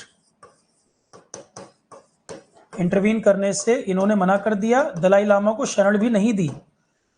1956 में दलाई लामा ने नेहरू को अप्रोच किया और नेहरू ने मना कर दिया शरण देने से, तिब्बत मामले में इंटरवीन नहीं किया यहां तक भी। तो आप मुझे बताओ, नेहरू की एक तरफा गलती है? ऐसा तो नहीं है। यूएन के वीटो पावर वाले में गलती नहीं है, ताइवान वाले मुद्दे में गलती है, और तिब्बत वाले पे, कश्मीर को ना मनवाना गलती है। पंचशील का जब समझौता हुआ, देखो कहां पर ट्रैप है। सबसे बड़ा ब्लंडर मैं जो नेहरू का मानता हूं, वो ब्लंडर ये है कि यहां पे इनकी समझ काम नहीं कर पाई। और हर कोई भविष्य पहले से नहीं जानता कि सब कुछ पहले से जानता हो। आज हम इस कैलकुलेशन को लगा पा रहे हैं क्योंकि आज 1962 की घटना घट चुकी है, आज हमारे रिलेशन खराब है, तो आज हम ये कैलकुलेशन कर पा रहे हैं। उस समय के सिचुएशन में वो कैलकुलेशन आसान नहीं था किसी के लिए भी करना। आज बैठ के आप कैलकुलेट कर पा रहे हो, उस समय में वो स्थिति नहीं थी। तो 1954 में पंचशील का समझौता जब हुआ, दोस्ती के एग्रीमेंट हुए, तो सब बड़े खुश थे कि पंचशील, क्योंकि हमारे मन में तो कोई चोर नहीं था ना, हमारे मन में कोई डाउट नहीं था, हमें लगा सब अच्छा चल रहा है कि दोस्त है तो ये भी निभाएगा अपनी बात। पंचशील के समझौते में इंडिया ने तिब्बत को एक्सेप्ट कर लिया चाइना का अपना पार्ट। पंचशील के समझौते में इंडिया ने तिब्बत को चाइना का पार्ट एक्सेप्ट कर लिया ऑफिशियली। पर कश्मीर का मुद्दा नेहरू को यहां उठाना चाहिए था कि तुम भी कश्मीर को इंडिया का पार्ट मान लो, ये गलती हुई। तिब्बत चाइना का है, ये नेहरू ने एक्सेप्ट कर लिया यहां पर कश्मीर भारत का है, इसके बारे में कोई चर्चा ही नहीं करी। तो जब तुम तिब्बत के बारे में मान रहे थे, और 1954 की बात है, उस समय चाइना तुम्हारी बात मानता। 1954 में अगर तुम ये मुद्दा उठाते, चाइना तुम्हारी बात को एक्सेप्ट करता, क्योंकि पंचशील समझौते में तिब्बत पे जब उसने पॉइंट रखा तो इंडिया कश्मीर पे पॉइंट रखता, तो काउंटर पॉइंट होता, उनको एक्सेप्ट करना पड़ता। यहां पर मनवा सकते थे। ये नेहरू का सबसे बड़ा फेल्योर है। ठीक है, तो जहां गलती है वहां पे गलती की बात की जाए, ये गलती है, वीटो पावर वाली गलती नहीं मानता मैं। तो कश्मीर वाले मुद्दे पर यहां पर गलती हुई कि जब तिब्बत को आपने चाइना का पार्ट एक्सेप्ट कर लिया था, तो कश्मीर के मामले पे आपने क्यों नहीं कहा कि चाइना भी कहे कि कश्मीर हमारा इंडिया का पार्ट है। ये मिस्टेक रही है। ठीक, तो 1956 में दलाई लामा ने नेहरू से इंटरवीन करने को बोला, शरण मांगी, नेहरू ने मना कर दिया। नेहरू ने कहा वापस जाइए तिब्बत में और आप वहां बातचीत करिए चाइना से, क्या हो सकता है, रूल के हिसाब से क्या हो सकता है, क्या रास्ता निकल सकता है बीच का। तो नेहरू ने कहा आप चाइना से बात करिए, इस मामले में हमारा इंटरवीन करना इंडिया चाइना के रिलेशन को खराब कर देगा। तो नेहरू ने इसमें इन्वॉल्व नहीं हुए, नेहरू इसमें इन्वॉल्व नहीं हुए। फिर क्या हुआ,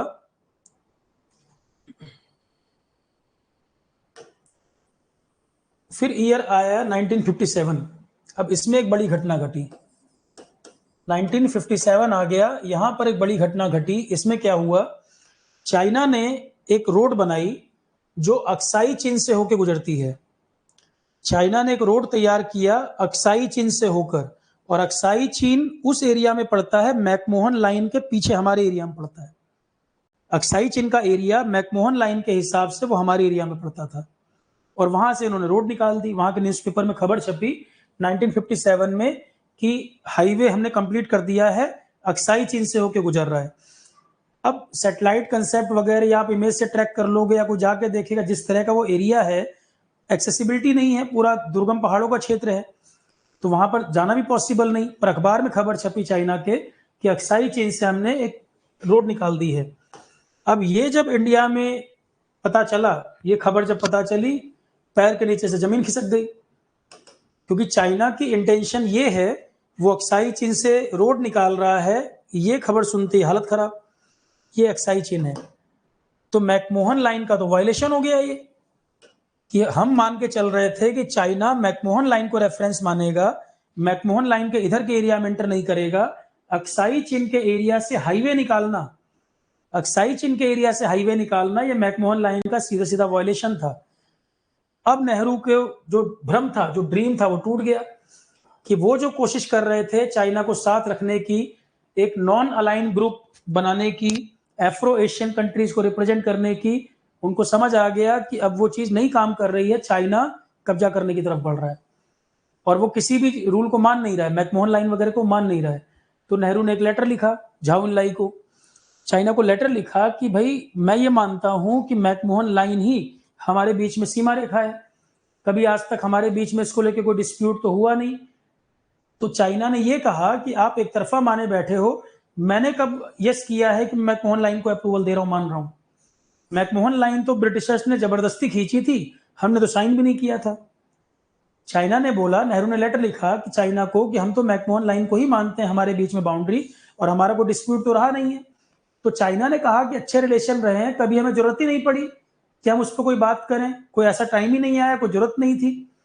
पर हमने ये भी तो नहीं कहा कि वो आपका एरिया है, हम तो मैकमोहन लाइन को ही नहीं मानते, क्योंकि मैकमोहन लाइन ब्रिटिशर्स ने जबरदस्ती खींची है और हम उसमें साइन भी नहीं किए हैं, तो हमारे लिए मैकमोहन लाइन का कोई मतलब नहीं है। ठीक है, ये उसने कह दिया कि हमारे लिए मैकमोहन लाइन का कोई मतलब नहीं है। तब यहाँ स्थिति गड़बड़ होने लगी, संसद में मामला उठा, नेहरू पे क्वेश्चन उठने लगे कि ये तो पूरा सत्यानाश कर दे रहे हो आप, सारा एरिया कब्जा होता चला जाएगा, चाइना की एक्सपेंशन की पॉलिसी है, वो तो किसी चीज को मान ही नहीं रहा, आप दोस्ती की बात कर रहे हो, वो यहाँ कब्जा करता चला जा रहा है। ठीक है, फिर यहाँ पर ये 1957 की बात कर रहा हूं मैं। दूसरी घटना क्या घटी, और 1956 में झाऊ इनलाई भारत आया भी था। 1957 में ये रोड वाली घटना घटी है, जबकि उससे 1 साल पहले झाऊ इनलाई इंडिया आया था।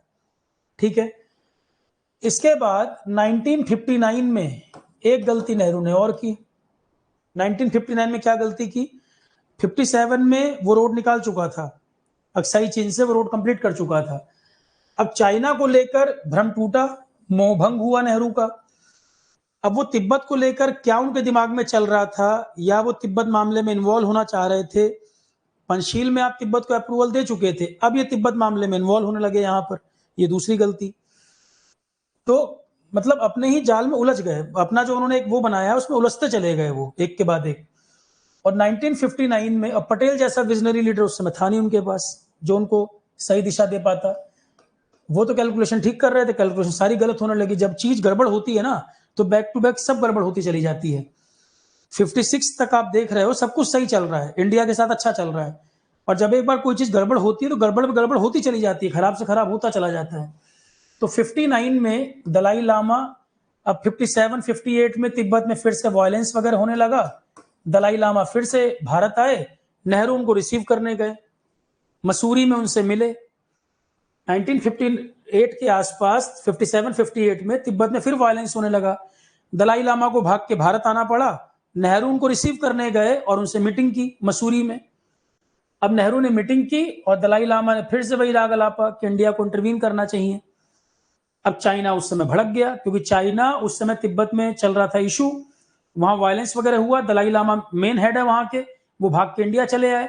चाइना को लगा कि इंडिया सपोर्ट कर रहा है, इंडिया तिब्बत के मामले में इंटरवीन कर रहा है। इस बात को चाइना ने इस तरह से लिया कि इंडिया तिब्बत के मामले में दखल दे रहा है, इंटरवीन कर रहा है। अब कि पंचशील में तुम कह चुके हो, चाइना को तिब्बत को मान चुके हो हमारा एरिया, अब तुम तिब्बत के मामले में इन्वॉल्व हो रहे हो। इंडिया ने दलाई लामा को शरण दी। दलाई लामा इंडिया में ही रहते हैं ना, रिफ्यूजी के, तो इंडिया में ही रिफ्यूज शरण लिया इन्होंने, धर्मशाला जो हिमाचल में रहते भी हैं, तो दलाई लामा इंडिया में इनको शरण दे दी गई। 1959 की ये बात है। और झाऊ इनलाई इसी के आसपास की घटना है कि झाऊ इनलाई फिर भारत आया था 1960 में, झाऊ इनलाई फिर आया इंडिया। झाऊ इनलाई विजिटेड इंडिया, नेहरू से बात की कई मुद्दों पर, विजिटेड इंडिया, लगभग 1 वीक तक यहां पर था और कई दौर की बातचीत चली नेहरू से एरिया को लेकर, बाउंड्री को लेकर।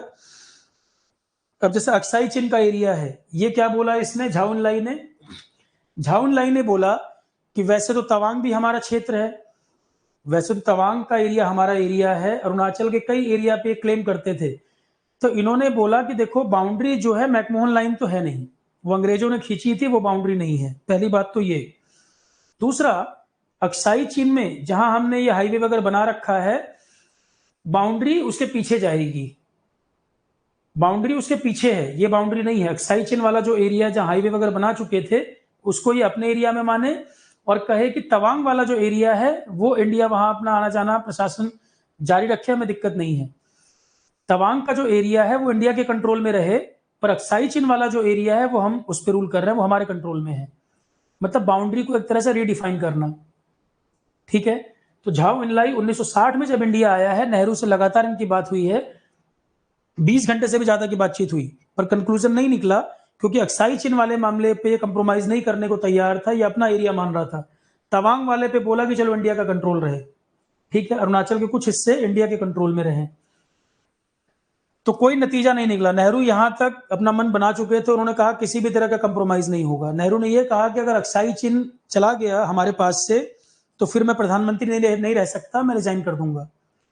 कि अगर अक्साई चीन चला जाता है मेरे हाथ से, और मैकमोहन लाइन वगैरह जो मैं सोचता था, संसद में उन्होंने बोला कि चाइना को लेकर जो मेरा भ्रम था, जो मेरा सपना था, मेरा पूरा भ्रम टूट गया है और ये एक तरफा कार्रवाई करने के मूड में है, कब्जा कर रहा है। संसद में नेहरू ने कबूला इस बात को कि चाइना को लेकर जो मेरी सोच थी वो पूरी तरह से गलत साबित हुई है और ये कब्जा करने की नीति है। अक्साई चीन वगैरह डिमांड कर रहे हैं, ये एग्री नहीं, मैं इस पर एग्री नहीं कर रहा हूं। और मैं इस पर रिजाइन करना चाहता हूं क्योंकि मैं इसको ठीक से हैंडल नहीं कर पा रहा मामले को। उन्होंने अपनी जिम्मेदारी लेते हुए कहा कि मैं इस मामले को हैंडल नहीं कर पाया तो मेरी नैतिक जिम्मेदारी है कि प्रधानमंत्री बने रहने का मुझे कोई अधिकार नहीं। ये यहाँ की घटना बता रहा हूं मैं, ठीक। तो झाओ इनलाई इंडिया विजिट किए। 1960 की बात कोई बातचीत बेनतीजा रही क्योंकि एक्साइज चीन के मामले पर नेहरू कोई कंप्रोमाइज करने को तैयार नहीं थे। अब एक गलती क्या हुई, एक गलती और हुई, एक गलती के बाद दूसरी गलती, तो यहां पर कोई नतीजा नहीं निकला बातचीत का। वीके कृष्ण मेनन यहां तक भी मानने को तैयार नहीं थे, और रक्षा मंत्री थे, ये यहां तक भी मानने को तैयार नहीं थे कि चाइना इंडिया पर अटैक करेगा। और हमारे उस समय आर्मी चीफ थे के.एस. थिमैया, आर्मी चीफ थे के.एस. थिमैया। तो के.एस. थिमैया चाइना को लेकर लगातार बोलते थे, गवर्नमेंट को बोलते थे कि चाइना की पॉलिसी इंडिया को लेकर ठीक नहीं है, हम भ्रम में हैं चाइना को लेकर, और जैसा हम सोच रहे हैं चाइना वैसा नहीं है।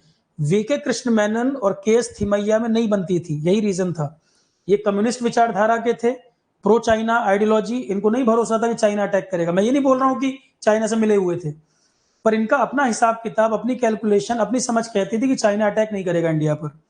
और के.एस. थिमैया हमारे आर्मी चीफ थे, आर्मी चीफ बोल रहा है कि चाइना से खतरा है हमें, ठीक है। अब क्योंकि रक्षा मंत्री और प्रधानमंत्री के दोस्त हैं रक्षा मंत्री, तो कुछ कंक्लूजन ही नहीं निकलता था। के.एस. थिमैया ने अपनी रिस्पॉन्सिबिलिटी लेते हुए 1959 में रिजाइन दे दिया पीएम को।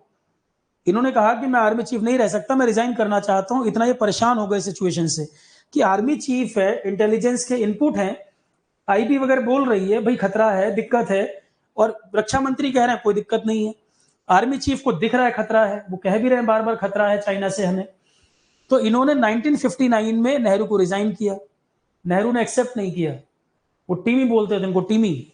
तो उन्होंने बोला यार मैं प्रधानमंत्री के नाते नहीं कह रहा हूं, देश के सामने कई समस्याएं हैं, और रिक्वेस्ट किया कि आप अपना रेजिग्नेशन वापस ले लीजिए।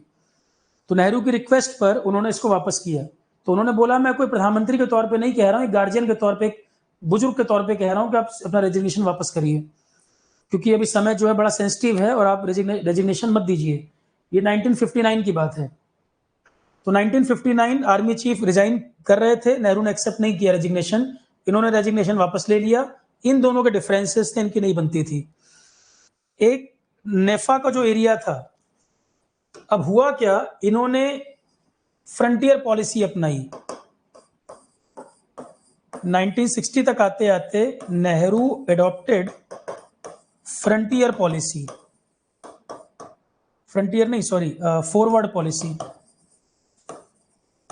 Nehru adopted forward policy. Forward policy क्या, चाइना जब इतना जाइंट हो चुका है, इतनी बड़ी पावर बन गया है, सेना इतनी, वर्ल्ड वॉर से निकला हुआ कंट्री, कोरिया में वॉर का उसको अनुभव, तो लगातार उसके एक्सपीरियंस, वेपन भी उसके पास है, कम्युनिस्ट रिवॉल्यूशन में भी युद्ध लड़के निकला है, कोरिया के वॉर में भी युद्ध लड़के निकला है, लगातार सोल्जर ट्रेंड है, लगातार उसको एक्सपीरियंस हो गया युद्ध का, और लगातार युद्ध लड़ रहा था। भारतीय सेना ने तो कोई अपना युद्ध नहीं लड़ा था उस समय कोई बड़ा, फिर पाकिस्तान वाला जो युद्ध हुआ था वो तो कोई बहुत बड़ा युद्ध के रूप में नहीं हुआ था। तो हमारी सेना तो कोई बहुत बड़ी वॉर की तैयारी नहीं की थी, और हम तैयार भी नहीं थे वॉर के लिए। उस पर नेहरू ने गलती क्या की, फॉरवर्ड पॉलिसी अपनाई। अब नेहरू ने क्या अपनाई, इसमें पहले रक्षा मंत्री से बात हुआ होगा ना, रक्षा मंत्री सिग्नेचर किया होगा, फिर नेहरू ने जो जो रिकमेंड किया गया, नेहरू उस चीज को माने, फॉरवर्ड पॉलिसी अपनाई गई। फॉरवर्ड पॉलिसी ये होती है कि आप मेरी बाउंड्री के अंदर जितना अंदर आ गए हो, मैं ढकेल कर ताकत यूज करके आपको वापस उतना पीछे करूंगा। मतलब आप चाइना से सीधे कन्फ्रंटेशन की स्थिति में आ गए, और यहां तक भी वीके कृष्ण मेनन का कहना था कि इस पे भी युद्ध नहीं होगा, फॉरवर्ड पॉलिसी एडॉप्ट करने पे भी हमारे बीच में युद्ध नहीं होगा, ठीक है। तो नॉर्थ ईस्ट में असम राइफल लगी हुई थी, लद्दाख की तरफ सीआरपीएफ लगी हुई थी। तो एक तरफ असम राइफल नॉर्थ ईस्ट में और लद्दाख की तरफ सीआरपीएफ। तो कहा गया कि सेना को लगाया जाए, कहा गया कि अब ये आर्मी को वहां पर डिप्लॉय किया जाए। तो आर्मी को आप डिप्लॉय कर रहे हो, इसका मतलब कहीं ना कहीं बात युद्ध की तरफ जा रही है। सिक्योरिटी के लिए नॉर्थ ईस्ट के क्षेत्र में हमारे पास असम राइफल लगी थी, लद्दाख की तरफ सीआरपीएफ थी। तो कहा गया कि सेना को यहां लगा दिया जाए, फॉरवर्ड पॉलिसी अडॉप्ट की जाए। सेना को लगाया जाए, और फॉरवर्ड पॉलिसी का मतलब है कि जितना वो हमारी बाउंड्री में आ गए हैं अब उनको वापस पीछे की तरफ ढकेला जाए। तो यहाँ कुछ घटनाएं होने लगी, गोलीबारी की घटनाएं होने लगी, कन्फ्रंटेशन सोल्जर्स के बीच में होने लगी, और यहां तक भी ऐसा नहीं लगा था कि फुल फ्लैश कोई वॉर हो जाएगी। इसका फिर नतीजा ये हुआ 1962 20 अक्टूबर 1962 20 अक्टूबर 20 अक्टूबर 1962 चाइना ने अटैक कर दिया इंडिया पर। China attacked India. चाइना ने 1962 में इंडिया पे अटैक किया। अटैक भी किया दो फ्रंट पे अटैक किया था, एक नेफा वाला एरिया और एक लद्दाख वाला एरिया। नेफा का मतलब होता था north east frontier agency, north east frontier agency, यहां पे अटैक हुआ था। और दूसरा ये लद्दाख वाला एरिया, ये दो पार्ट पे अटैक किया था, एक इस तरफ और एक नेफा, नॉर्थ ईस्ट फ्रंटियर एजेंसी बोलते थे इस एरिया को, नेफा एरिया। तो असम के आसपास का एरिया, अरुणाचल असम का एरिया। असम में तो ऐसा खतरा बढ़ गया था, रातों रात लग रहा था कि चीनी यहाँ पे एंटर कर जाएंगे। करेंसी तक जला दी थी। स्टेट बैंक हुआ करता था असम में, तेजपुर में स्टेट बैंक हुआ करता था। करेंसी सब जला दी गई थी। कॉइन्स जो होते थे उसको तालाब में फेंक दिया गया था कि अगर ये इंडियन करेंसी चीनियों के हाथ पड़ जाएगी तो बड़ा नुकसान होगा भारत को। और हमारे जो सोल्जर्स थे उनके पास इतनी ठंड थी, तवांग वगैरह का जो ये सब एरिया है, इतनी ठंड थी, उनके पास प्रॉपर जैकेट नहीं, जो स्पोर्ट्स शूज होते हैं वो पहन के लड़ाई करनी पड़ रही थी, वेपन्स नहीं थे, राशन नहीं था, तब सोल्जर्स को रेडी नहीं थे। मतलब केएस थिमैया ने बोला था कि फॉरवर्ड पॉलिसी आप अडॉप्ट करके गलती कर रहे हो, या तो पूरी तरह रेडी रहो। फॉरवर्ड पॉलिसी आप अडॉप्ट कर रहे हो बिना प्लानिंग के, आप पूरी मेंटली तैयारी कर लो इसके लिए। फॉरवर्ड पॉलिसी आप अडॉप्ट करोगे, आप उनको अपनी जगह से हटाओगे। केएस थिमैया फॉरवर्ड पॉलिसी के पक्ष में नहीं थे। केएस थिमैया ने यह कहा कि जहां तक वो आ गए हैं आप एग्रेशन को मत बढ़ाओ, आप उनको वापस नहीं भेज पाओगे, बाकी जितना है वहीं पर डट जाओ, अपना ही एरिया जो बचा है उसको प्रोटेक्ट कर लो, ना कि उनको वापस भेज पाओ। फॉरवर्ड पॉलिसी इस्तेमाल मत करिए, क्योंकि मामला एस्केलेट होगा, युद्ध की तरफ जा सकता है। इन्होंने कहा नहीं नहीं, इसकी वजह से युद्ध नहीं होगा, हम सिर्फ अपने ही एरिया से उनको वापस भेजेंगे, इससे युद्ध नहीं होगा। तो फॉरवर्ड पॉलिसी केएस थिमैया ने बोला जब तक पूरा मेंटली प्रिपेयर नहीं हो, पूरी तैयारी नहीं है, इस पर मत आगे बढ़ो, ये हमारे लिए उल्टा पैर पे कुल्हाड़ी मारने की बात हो जाएगी, इस पे आगे मत बढ़िए। पर डिफेंस मिनिस्टर नेहरू, उन लोगों की बातचीत इसी पॉलिसी पे आगे बढ़े। ये बढ़ती चली गई, एस्केलेट होते होते वॉर का रूप ले लिया। जब अटैक हुआ हम लोग बिल्कुल तैयार नहीं थे वॉर के लिए, राशन नहीं, जैकेट नहीं, वेपन्स नहीं, जूते तक नहीं, तो युद्ध कैसे लड़ेंगे। काफी ज्यादा कैजुअलिटीज हुई थी इसमें। ऑन पेपर तो कितना दिखा रहे हैं वो अलग बात है, ऑन पेपर तो बोल रहे हैं कि 1350 के आसपास सोल्जर मरे थे, 4000 के आसपास चाइना ने अरेस्ट कर लिए थे, बंदी बन गए थे, 1400-1500 के लगभग लापता हो गए थे। ये ऑन पेपर है डाटा, जबकि एक्चुअल कैजुअलिटी उससे भी ज्यादा, अलग अलग डॉक्यूमेंट अगर देखें तो एक्चुअल नुकसान उससे ज्यादा था, क्योंकि जिस एरिया में ये घटना घटी उस समय कोई मीडिया इतना पावरफुल तो था नहीं, सही नंबर आपको पता चल पाए वो भी जानकारी आपको पूरी नहीं पता चली, ठीक है, पूरी जानकारी आपको नहीं मिल पाई। तो अटैक हुआ था दो जगह, नेफा एरिया और लद्दाख एरिया, दो फ्रंट पे अटैक किया था इन्होंने। 40,000 स्क्वायर मीटर से भी ज्यादा जगह, 40,000 स्क्वायर मीटर एरिया, उससे भी ज्यादा एरिया हमारा चाइना के पास कब्जा हो गया था उस वॉर में। उतना एरिया कब्जा हो गया था। आप समझो कि ये उतना एरिया है जिसमें दिल्ली के बराबर तकरीबन 28 सिटी बसा सकते हो आप। चाइना के पास जितना एरिया उसने कब्जा किया था उस युद्ध में, वो तकरीबन दिल्ली 28 सिटी, दिल्ली के बराबर आप बसा सको इतना एरिया है जो उनके पास चला गया, ठीक। और क्योंकि अक्साई चिन वाला जो वो हाईवे वगैरह बना रहा था, जब 1957 में जब हाईवे वो बना रहा था, वहां अक्साई चिन वाला बोला कि पूरा कर दिया है, तो संसद में बहुत प्रेशर था नेहरू पर, संसद में बहुत प्रेशर डाला था कि भाई ये क्या कर दिया आपने, तो एरिया चला गया। तो नेहरू एक बार बड़े नाराज हुए, उन्होंने कह दिया कि यार बंजर जमीन है वो, वहां तो कुछ भी नहीं होता, वो चाइना का भी किसी काम का नहीं है, हमारे भी किसी काम में नहीं आएगा वो एरिया। तो वो बिल्कुल हिली एरिया है, बर्फ पड़ी रहती है, बंजर एरिया है, वहां तो घास का एक तिनका भी नहीं उगता। तो एक सांसद थे, उनका नाम था महावीर त्यागी, पार्लियामेंट में एक सांसद थे, उनका नाम था महावीर त्यागी। तो वो खड़े हुए, तो उन्होंने बोला कि मेरे सिर पर एक बाल भी नहीं है, तो इसका मतलब क्या मेरा सिर कलम कर दिया जाए? हमारी जमीन बंजर है, चाहे कैसी भी है, हमारी लैंड है, बंजर है, चाइना ले ले तो हमें कोई दिक्कत नहीं होगी क्या? ये हमारी अपनी जगह है, हमारे पास रहनी चाहिए। बंजर होने का मतलब ये थोड़ी कोई और ले जाएगा। तो ऐसे तो मेरे सिर पे भी कोई बाल नहीं है, तो ये भी किसी और को दे दिया जाएगा क्या? तो नेहरू को बड़ा एम्बेरसमेंट भी हुआ इस बात से। तो काफी प्रेशर था नेहरू के ऊपर इस चीज को लेकर। हर तरफ से कांग्रेस के अंदर भी विरोध हो रहा था, पार्लियामेंट में भी विरोध झेलना पड़ रहा था, हर तरफ से प्रेशर था इस बात पे। और गलती तो कई मुद्दों पर हुई कि चाइना का प्रॉब्लम इतना बड़ा हो गया। तो अब इसके बाद क्या हुआ, 1 मंथ की वॉर हुई, और इस वॉर में बीएम कॉल, नेफा वगैरह एरिया में जो चार्ज दिया गया था, लेफ्टिनेंट जनरल बीएम कॉल, ये नेहरू के रिलेटिव थे, नेहरू के रिलेटिव थे बीएम कॉल, लेफ्टिनेंट जनरल थे ये, आर्मी चीफ नहीं, लेफ्टिनेंट जनरल। नेफा एरिया में इनको चार्ज दिया गया था। थिमैया पक्ष में नहीं थे, थिमैया सपोर्ट में नहीं थे कि बीएम कॉल को चार्ज दिया जाए, पर नेहरू के रिलेटिव थे ये बीएम कॉल, इनको चार्ज दिया गया था। इनको वॉर शुरू होने के ही कुछ ही दिन में, शायद एक हफ्ते के अंदर ही हार्ट अटैक हो गया था। हार्ट अटैक हो गया तो इनको वापस दिल्ली भेजा गया इलाज कराने के लिए। फिर हरबख्श सिंह थे लेफ्टिनेंट जनरल, उनको चार्ज दिया गया। हरबख्श सिंह कुछ कर पाते उससे पहले नेहरू ने दोबारा इनको बीएम कॉल को वापस भेजा। बीएम कॉल थे, इनको हार्ट अटैक आ गया, दिल्ली इलाज के लिए आए, हरबख्श सिंह को भेजा कि तुम जाके डील करो। हरबख्श सिंह कुछ कर पाते, फिर दोबारा इन्हीं को भेज दिया बीएम कॉल को। ठीक है, तो ये वॉर जो है इंडिया के लिए बहुत नुकसान, और सीधे सीधे कहा जाए तो बहुत बुरी हार।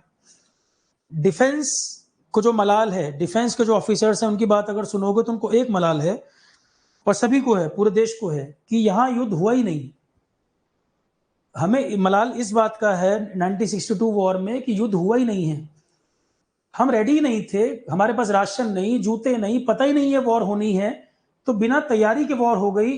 और यही बात हमेशा होती कि अगर इंडिया को वॉर का पता होता या हम वॉर के लिए पहले से रेडी होते तो शायद पिक्चर कुछ और होती, या जितना नुकसान हमको हुआ है इतना नुकसान तो नहीं होता।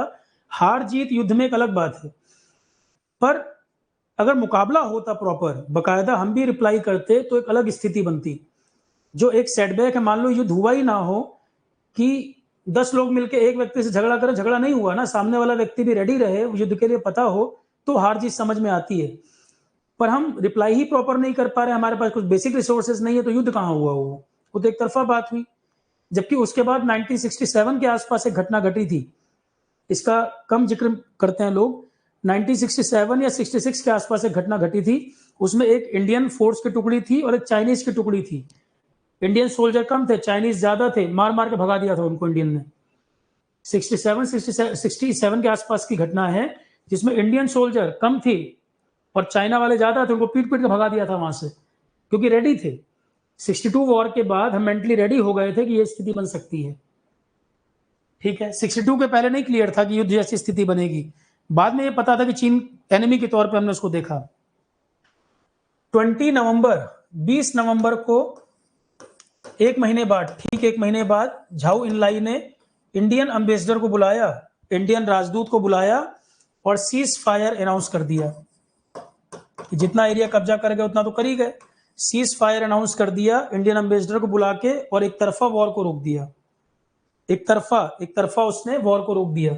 तो 20 नवंबर सीज फायर चाइना ने अनाउंस कर दिया, एक तरफा वॉर को डिक्लेयर कर दिया रोकने का। 20 नवंबर को सीज फायर अनाउंस हो गया, इंडियन एम्बेसडर को बुला के इसने बोल दिया, और इसने कहा कि जो ये सीज फायर अनाउंस हो गया, और ये इसने बोल दिया कि जो एक कोई डेट दी थी 1959 तक जो हमारा बाउंड्री था, जो हमारी एरिया थी, चीन ने क्या बोला कि 1959 तक, मतलब 1957 में अक्साई चीन हाईवे बन चुका था, अक्साई चीन पे क्लेम कर रहा था, उस डेट के बाद की डेट बोली। कि 1959 तक जो बाउंड्री की स्थिति थी वहीं पर हम वापस लौट जाएंगे, बल्कि बाउंड्री से भी 30 किलोमीटर पीछे सेना चली जाएगी। 1959 में जो हमारी बाउंड्री का स्टेटस बन गया था वो स्टेटस रहेगा, वहीं पर सेनाएं 30 किलोमीटर वहां से पीछे चली जाएंगी दोनों। तो 1959 में जो बाउंड्री का स्टेटस था उसी को मेंटेन करेंगे। हमने जो अरुणाचल वगैरह कब्जा कर लिया है वो हम छोड़ देंगे। अरुणाचल की साइड जो हम कब्जा कर चुके हैं, जो हमने अभी वॉर में जीत लिया 1 महीने में, वो हम एरिया लौटा देंगे। और 1959 में जो बाउंड्री का स्टेटस था उससे 30 किलोमीटर पीछे सेनाएं चली जाएंगी दोनों तरफ से। और अक्साई चीन ये 1957 से कब्जा कर चुका था, मतलब अक्साई चीन चाहिए था वो हम ले चुके। मैकमोहन लाइन धरी की धरी रह गई। तो 1959 से पहले जो पहले का स्टेटस है वो मेंटेन, 1959 तक का स्टेटस मेंटेन करेंगे और बाउंड्री से 30 किलोमीटर पीछे चले जाएंगे। तो 1959 में मैकमोहन लाइन नहीं है ना, वो तो उन्होंने बदल दी बाउंड्री, अक्साई चीन कब्जा कर चुके थे।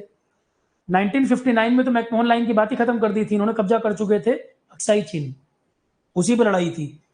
ठीक है, तो 20 नवंबर को एक तरफा कर दिया, सीज फायर, युद्ध रुक गया। और इसने बोला कि 1 हफ्ते के बाद हमारी सेना 1959 की बाउंड्री को आधार मानते हुए 30 किलोमीटर पीछे चली जाएगी।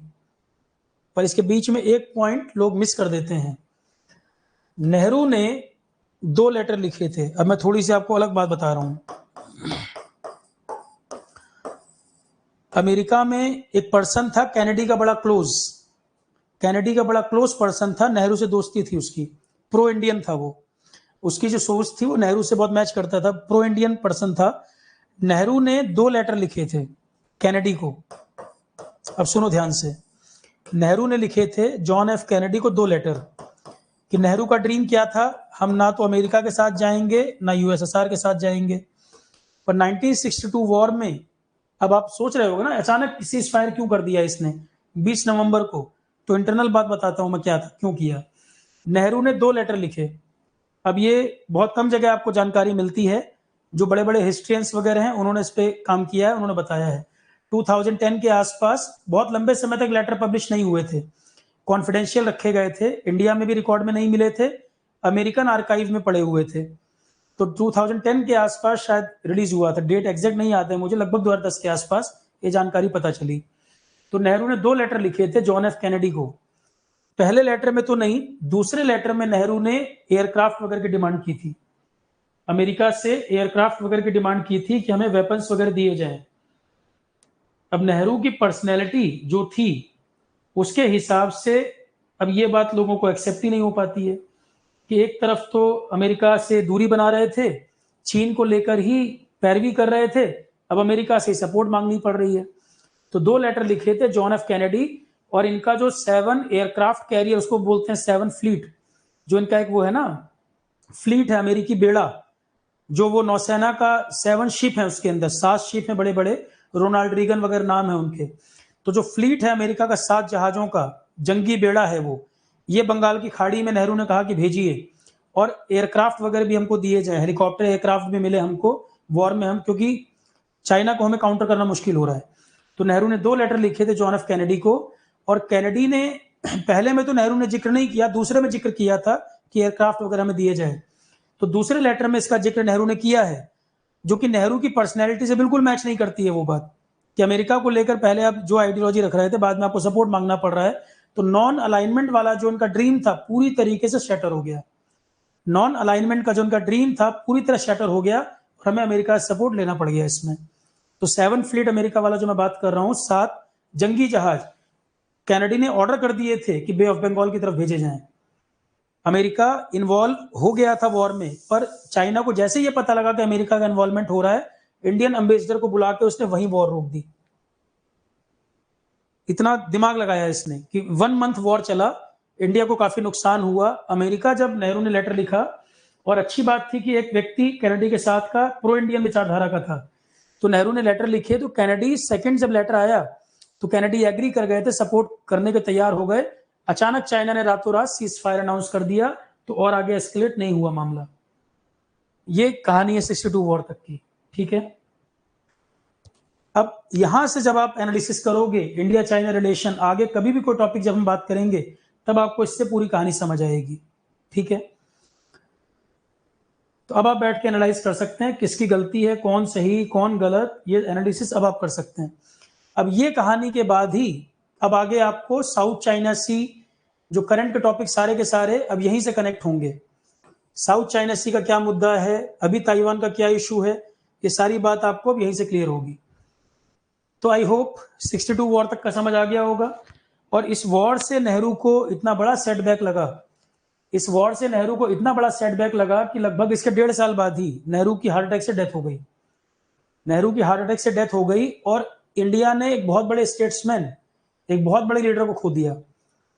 कि नेहरू ने चाइना वाले मुद्दे पे जो गलती की, ऐसा नहीं है कि नेहरू अगर और जिंदा रहते तो इंडिया के हित में कई काम होते। एक जगह चाइना वाले में धोखा हो गया, गलती हो गई, पर इसका मतलब ये नहीं कि नेहरू के जो समझ है या जो पॉलिसी बनाने तरीका था उसमें इंडिया के लिए अच्छा नहीं होता। तो जो क्रिटिसिज्म नेहरू का होता है उसमें कई पॉइंट आपको एनालाइज करने पड़ेंगे। और इंडिया की जो स्थिति रही है, वो कोई भी रूल किया हो, कोई भी रूल किया हो, चैलेंजेस तो हमेशा रहे हैं। एक तरफ पाकिस्तान, एक तरफ चाइना, चैलेंजेस हमेशा रहे हैं। बल्कि नेहरू ने प्रयास किया था चाइना के साथ अच्छे रिलेशन बिल्डअप हो जाएं। वो अगर हो जाता काम तो अलग स्थिति बनती दुनिया में।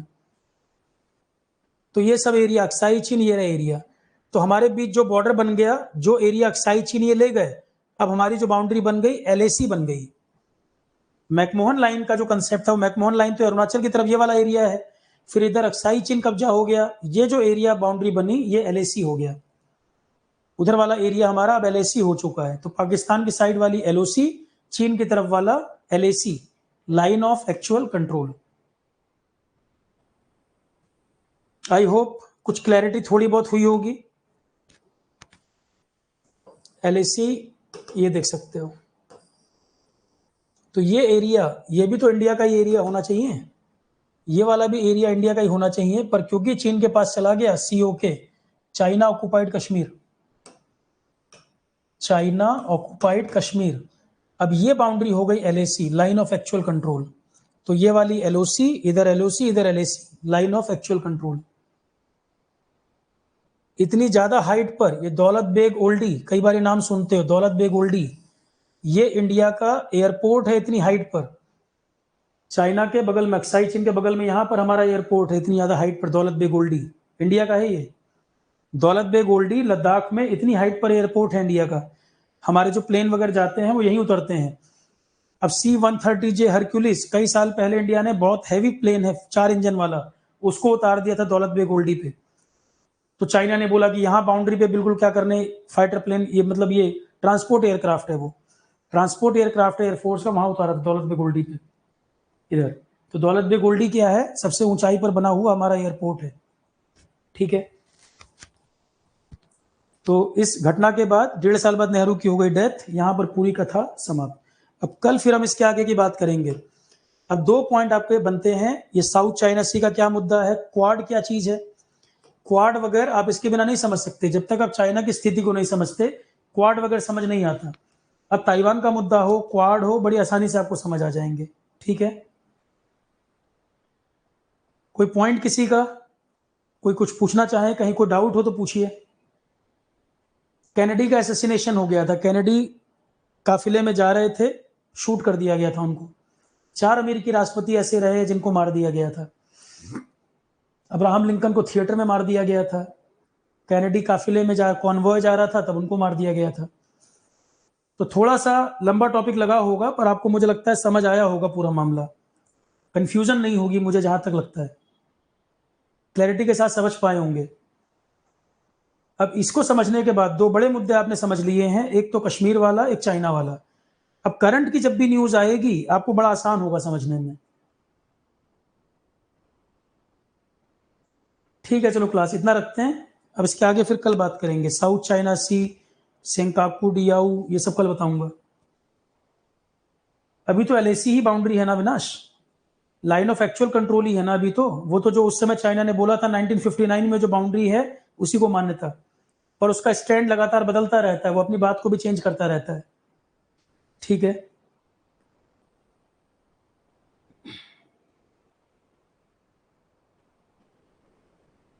देखो अमेरिका, अमेरिका तो नहीं चाहता था चाइना को उस पोस्ट पे रखना, जो सिक्योरिटी सिक्योरिटी काउंसिल वाली सीट थी, अमेरिका तो नहीं चाहता, तो ताइवान को ही चाहता था, पर पूरी दुनिया में अब इंडिया कैंपेनिंग कर रहा है, फिर और कई देश सपोर्ट कर दे रहे हैं। ब्रिटेन का भी रवैया ढुलमुल हो गया, ब्रिटेन चाइना के साथ व्यापार के हित देख रहा था, तो फिर अमेरिका ने भी उसको एस्केलेट नहीं किया मामले को। अमेरिका वीटो कर देता तो नहीं हो पाता, वो सीधी सी बात है।